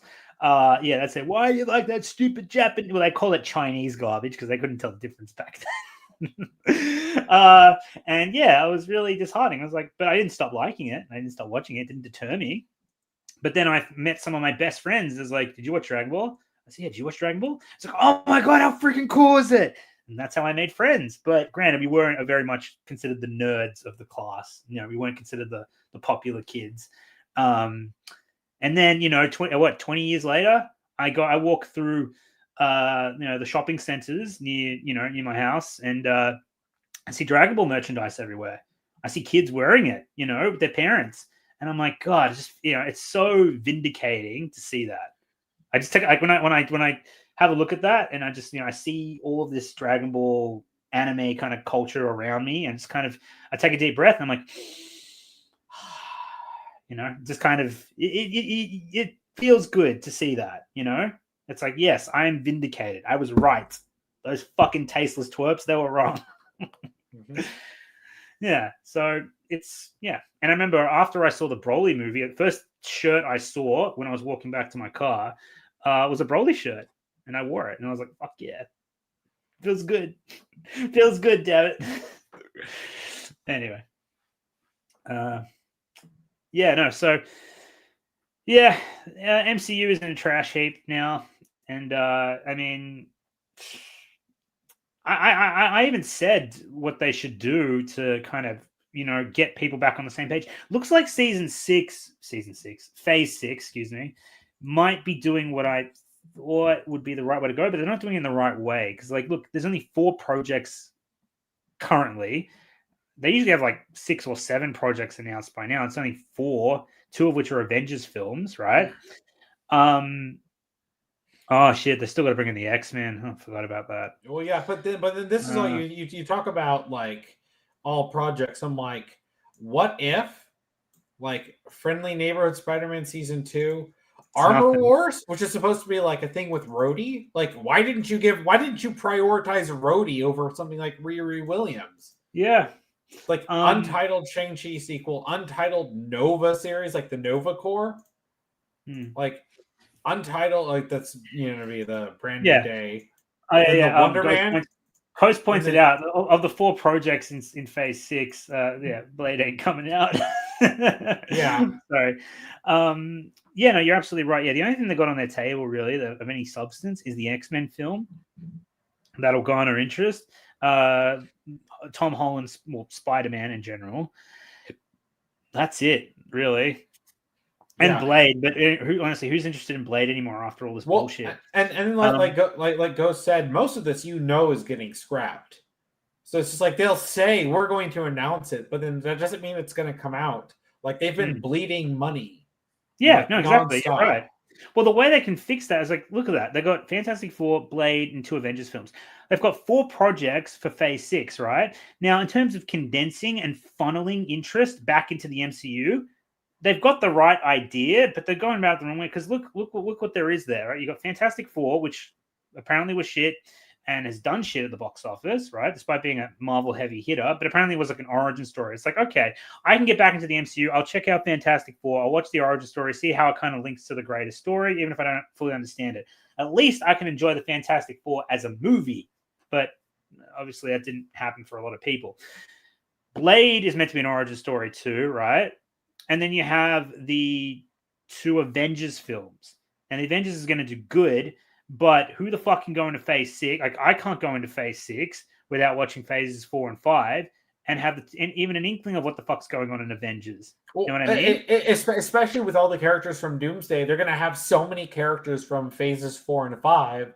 And then people who basically haven't been really caring about stuff since Endgame, they may go, oh, I'll go check out a new Avengers movie. And then they're going to be like, who is this? Who are all these characters?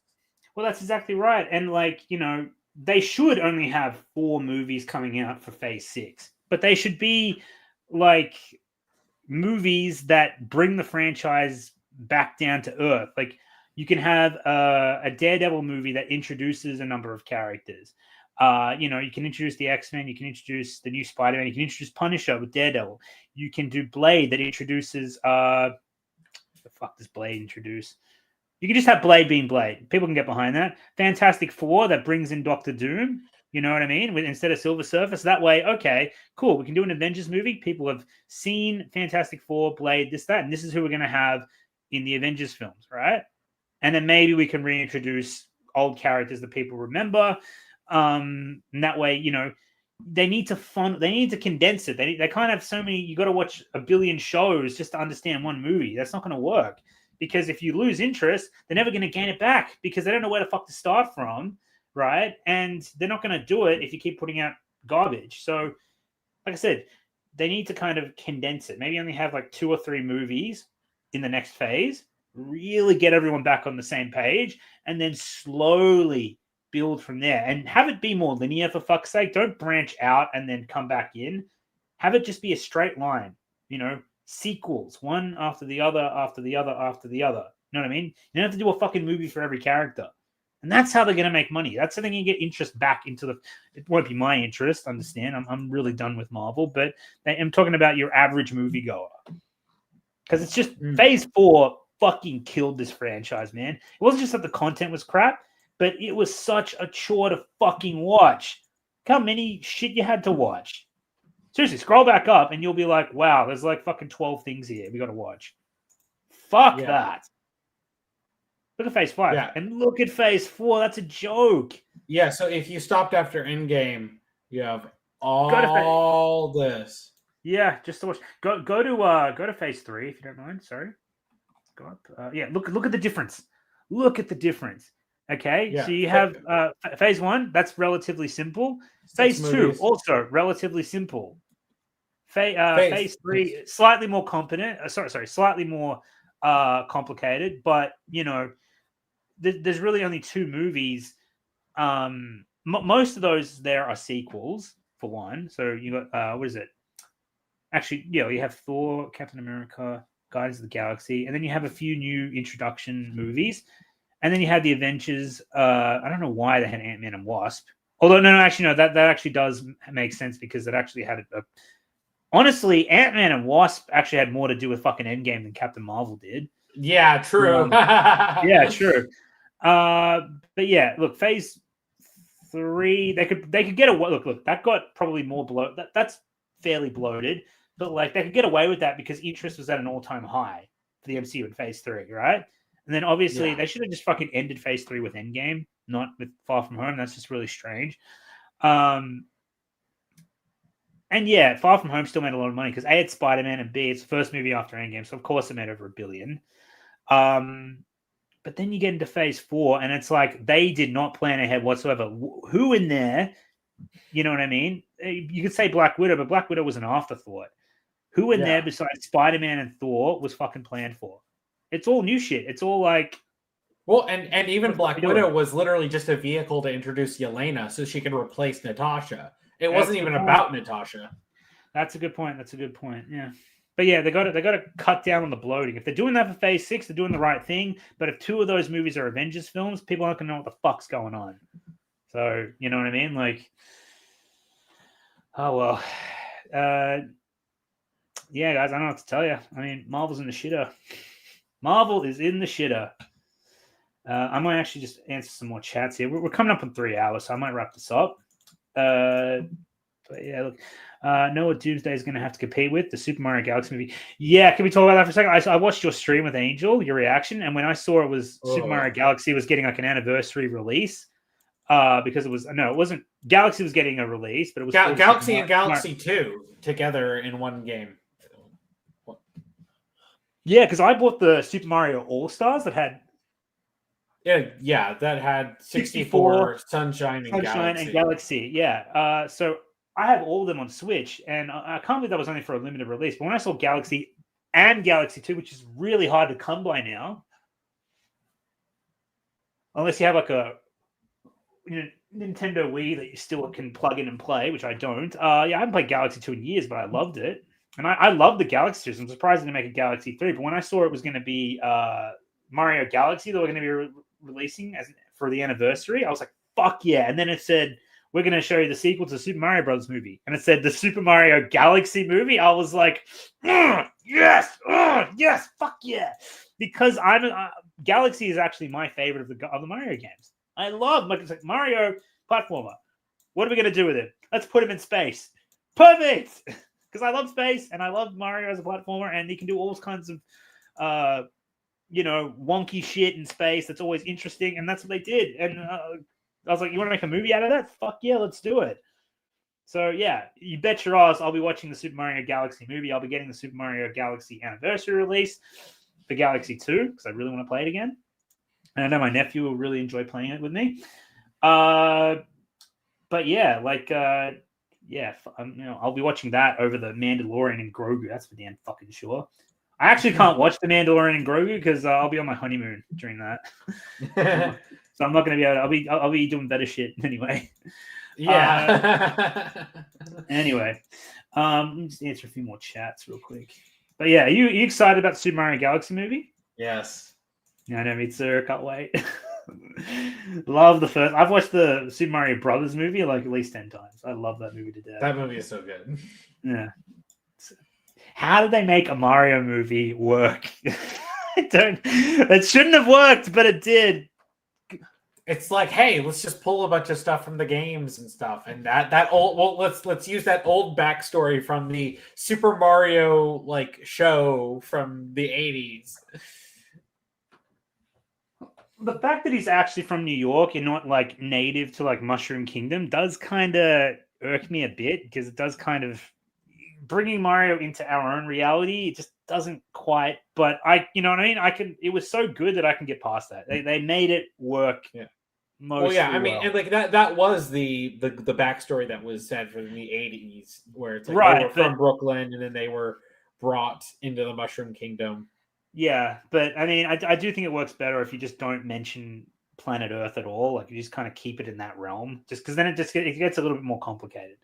But anyway, that's my take on it. Brand New Day isn't on it. Yeah, it is. It's just lower. That's all. It's in the feature project section. Most of this is getting canned. Yeah, probably.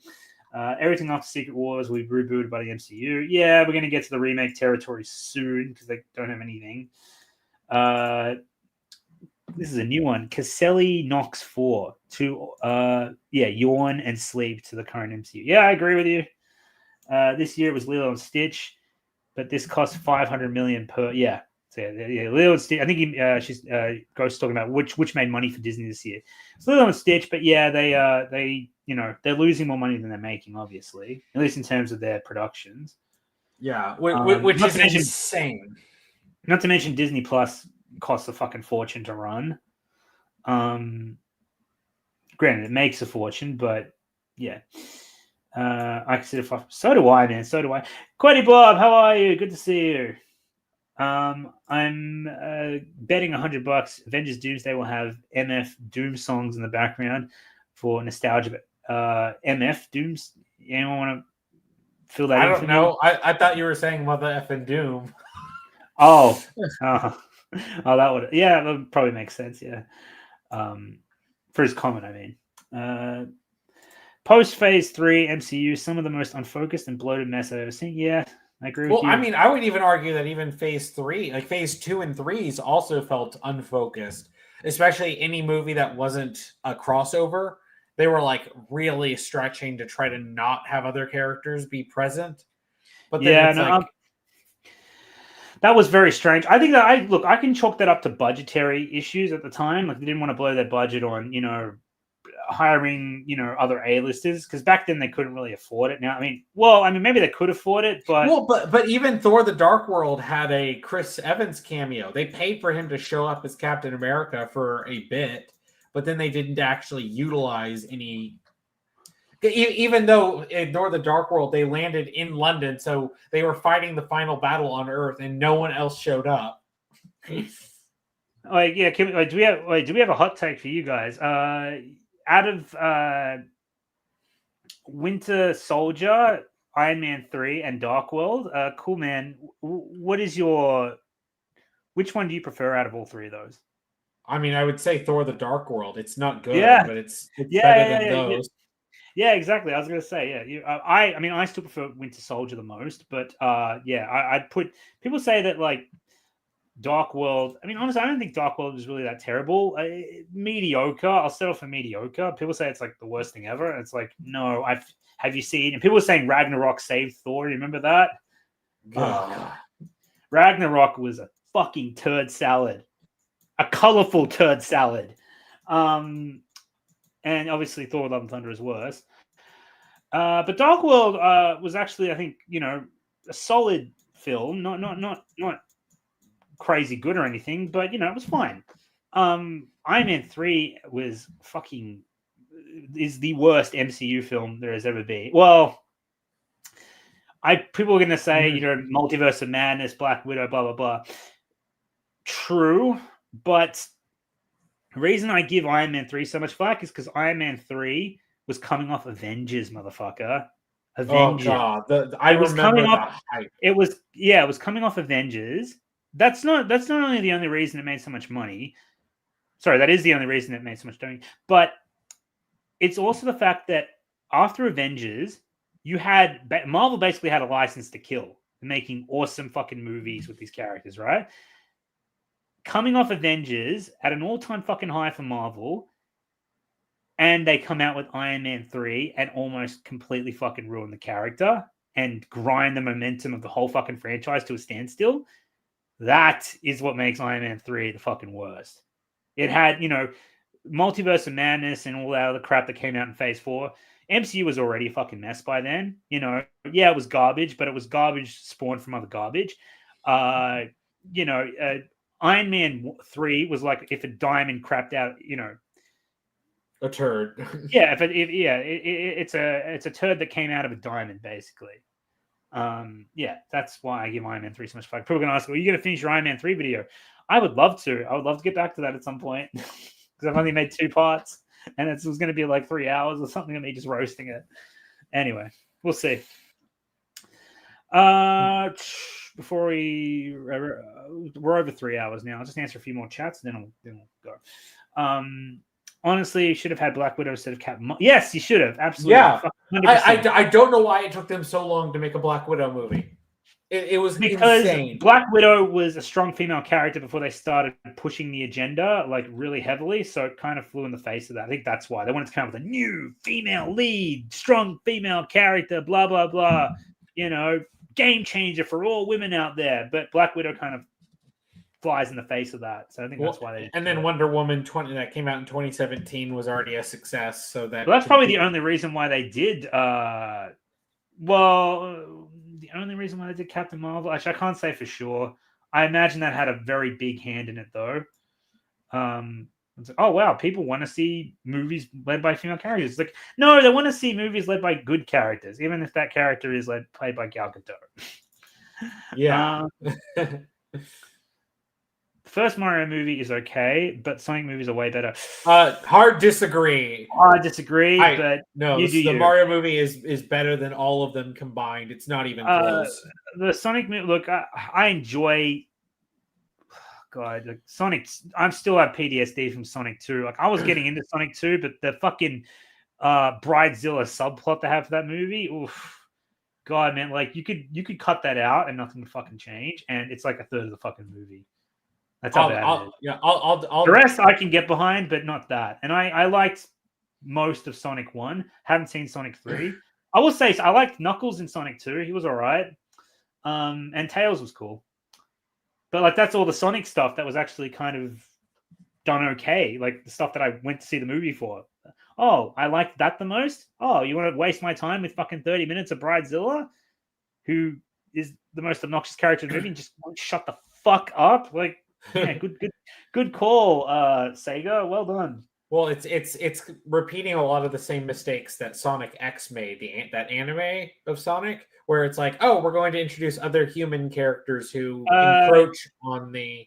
Don't you dare badmouth Sonic X in front of me, man. We're gonna have problems. We're gonna have big problems. I love Sonic X, but they introduced good human characters. I thought they were good human characters. Well, good human characters, and then Chris Thorndike.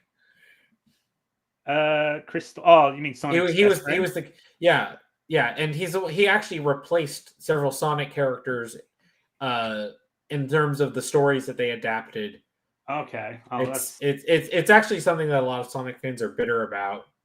okay. I don't want to cross blades with the Sonic fan base. I know they're one of the most.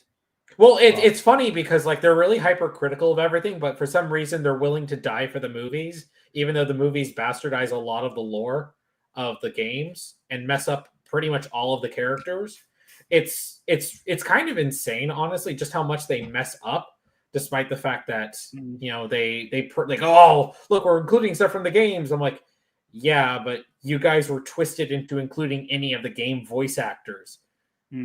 Which is, I think Tails is the only one who had the same game voice actor, because they replaced all the others with like celebrity casting. Well, I see, and that's also not to mention that they don't include much of the music from the games, which Sonic has like amazing music, and then it's like it took them 3 movies to like start to like, oh well, we'll put some game music in. And I'm like, yeah, and then the Mario movie is like, here, we'll just have a bunch of Mario music, and it's like, wow. Yeah, no, that was that. Yeah, it did work. Chris Thorndike is one of the most overhated characters of all time. Until this very conversation, I didn't even know he was hated. So there you go. He is hated. It's especially because of the way he like robs Sonic characters who had roles in the games, but they're shoved to the side so that Chris can take their spot as a major character. It's actually really frustrating if you look at games like Sonic Adventure 2, and then they're like, oh, we'll just shove Chris into this story and make it a worse. First Doomsday teaser may be attached to Fire and Ash. Yeah, that's pretty much a guarantee. I'd be very surprised if they didn't. Avatar gets a lot of, Avatar has so much fucking interest. It's on a hot streak. It's making so much money, and it's not just doing good domestically. I understand Avatar. It's doing good all around the fucking world. Many countries love Avatar. So, if Disney aren't stupid, Marvel isn't stupid. Obviously, they want to get the most eyes on probably their most expensive production in years, which is the fucking Avengers movies, the Doomsday. So yeah, I guaranteed you're going to get a good look at Doomsday during Avatar: Fire and Ash. Oh, I can't wait to not watch that movie and not see a trailer for Doomsday. Yeah, no. I really wish you would get over the hate for Avatar, but anyway. No, it's I like it. Justified.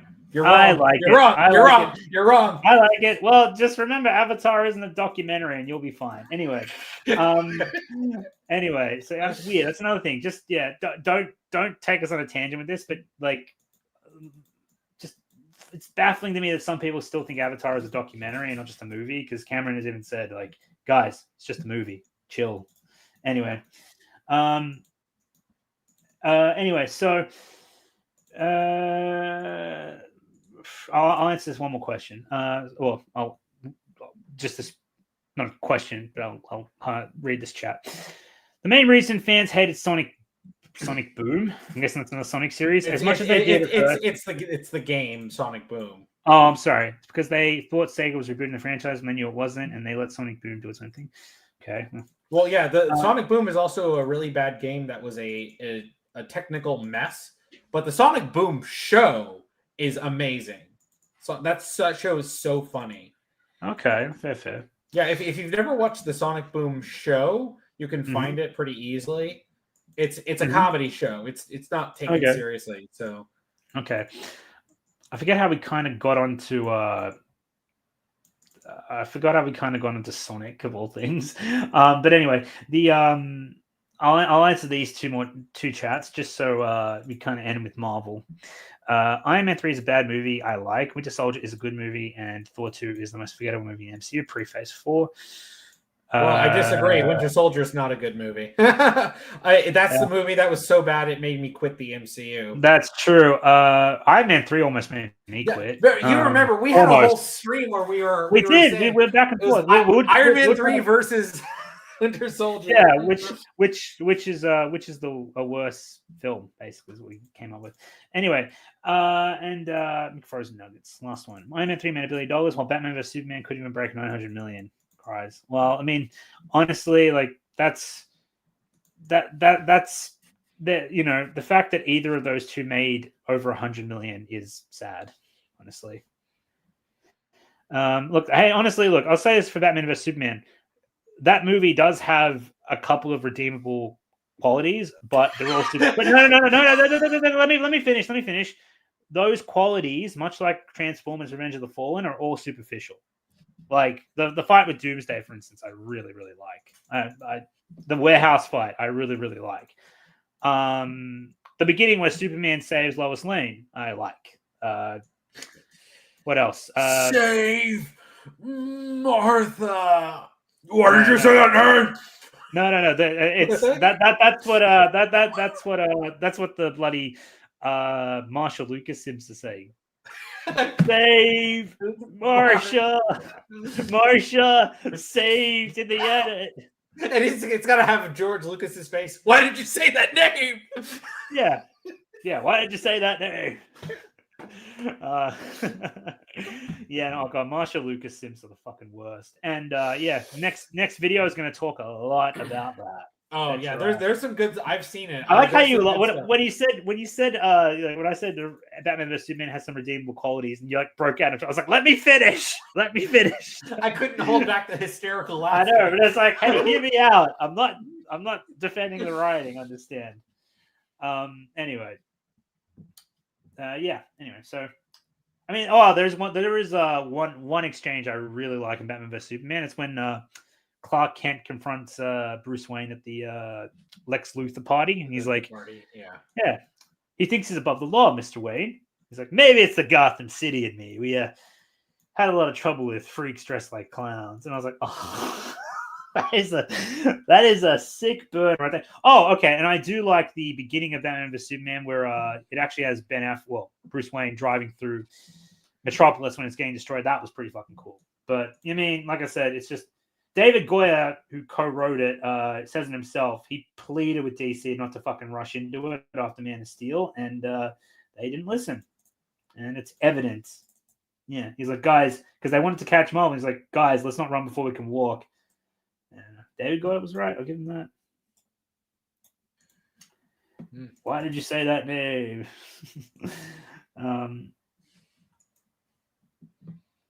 Anyway. All right, guys. Well, look, I think we're gonna the BVS is a shit movie according to Jimmy. BVS is a shit movie according to everyone. Yeah. But I mean, like, I don't blame the people people give Snyder a lot of flack, but it's honestly Snyder wasn't. I don't think he was the even though he's not the only reason that they're. Oh, he's far from the only reason. People say that, like, I will say one more thing about Snyder. Like, people who defend Man of Steel, like, I'm a Man of Steel guy, if I'm being honest. I'm a Man of Steel guy. That is the version of Superman I most connect with, because I'm not really a comic or Christopher Reeve type Superman guy. It's just not me. Like, I've tried and I find it okay, but it's hard for me to take characters seriously. That said, I'm not one of those crazy Snyder bros that's going to fucking, go to war for the guy. And you want to know why? One of the reasons why is because Man of Steel isn't even Zack Snyder's fucking Superman. Yeah, he directed it, but he was the Kirshner to Nolan and Goya's fucking George Lucas. It was their fucking project. They wrote it. They produced it. They fucking had all the creative control.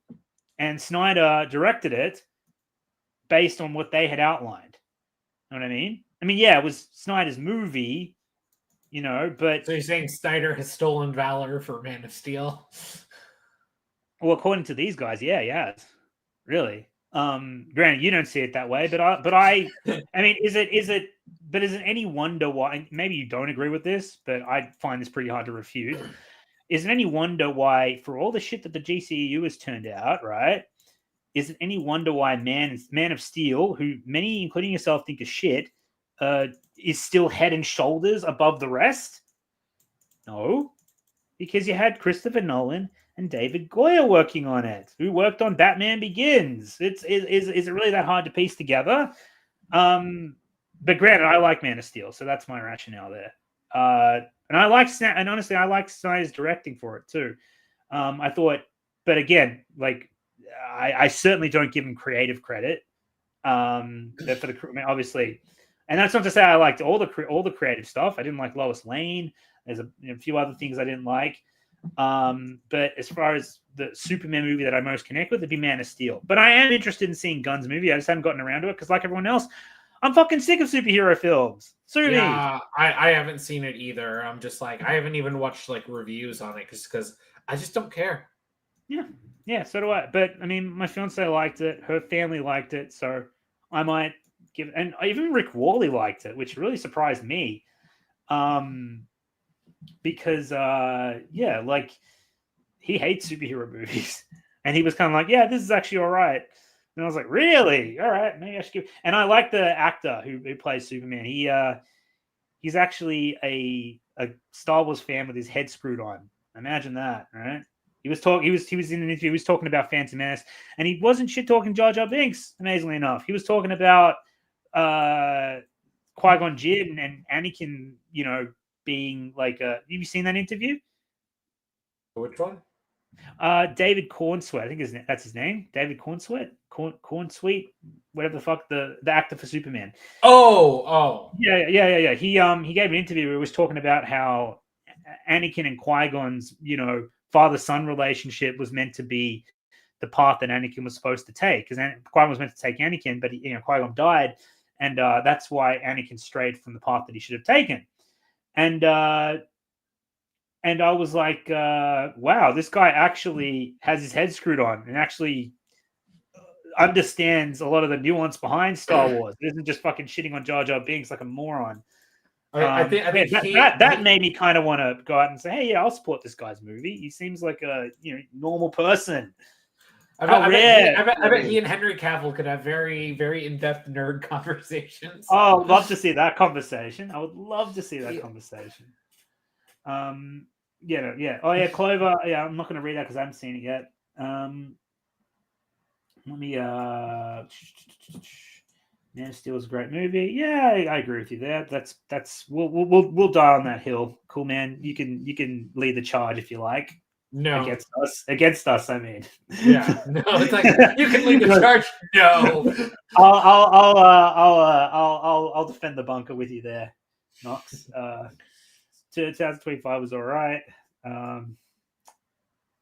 It was fun, but two big gripes. I think Angel's talking about Superman 2025, which she said like that movie looked tailor made for her, but she was so, and she'll back me up here. She said to me like, yeah, she was tailor made for her based on the trailers. She's a huge Superman fan, but she didn't go see it, at least immediately, as far as I know, because she's fucking tired of superhero shit, and I don't blame her. I mean, Angel, for all the stuff she says, even a broken clock is right twice a day. So she's going to fucking kill me. Yes, she is. Anyway, guys. All right. Well, look, guys, this has been great. We enjoyed every second of it. Thank you. Cool Man's probably going to get to bed soon, and I got some errands to run. So it's been real. Thanks for sticking around and listening on us. Hopefully we provided some entertainment for you, and we'll be back hopefully quicker than 5 months this time, or however long. Yeah. It is. All right, man. Take care, guys, and we'll see you next time. Bye. Bye.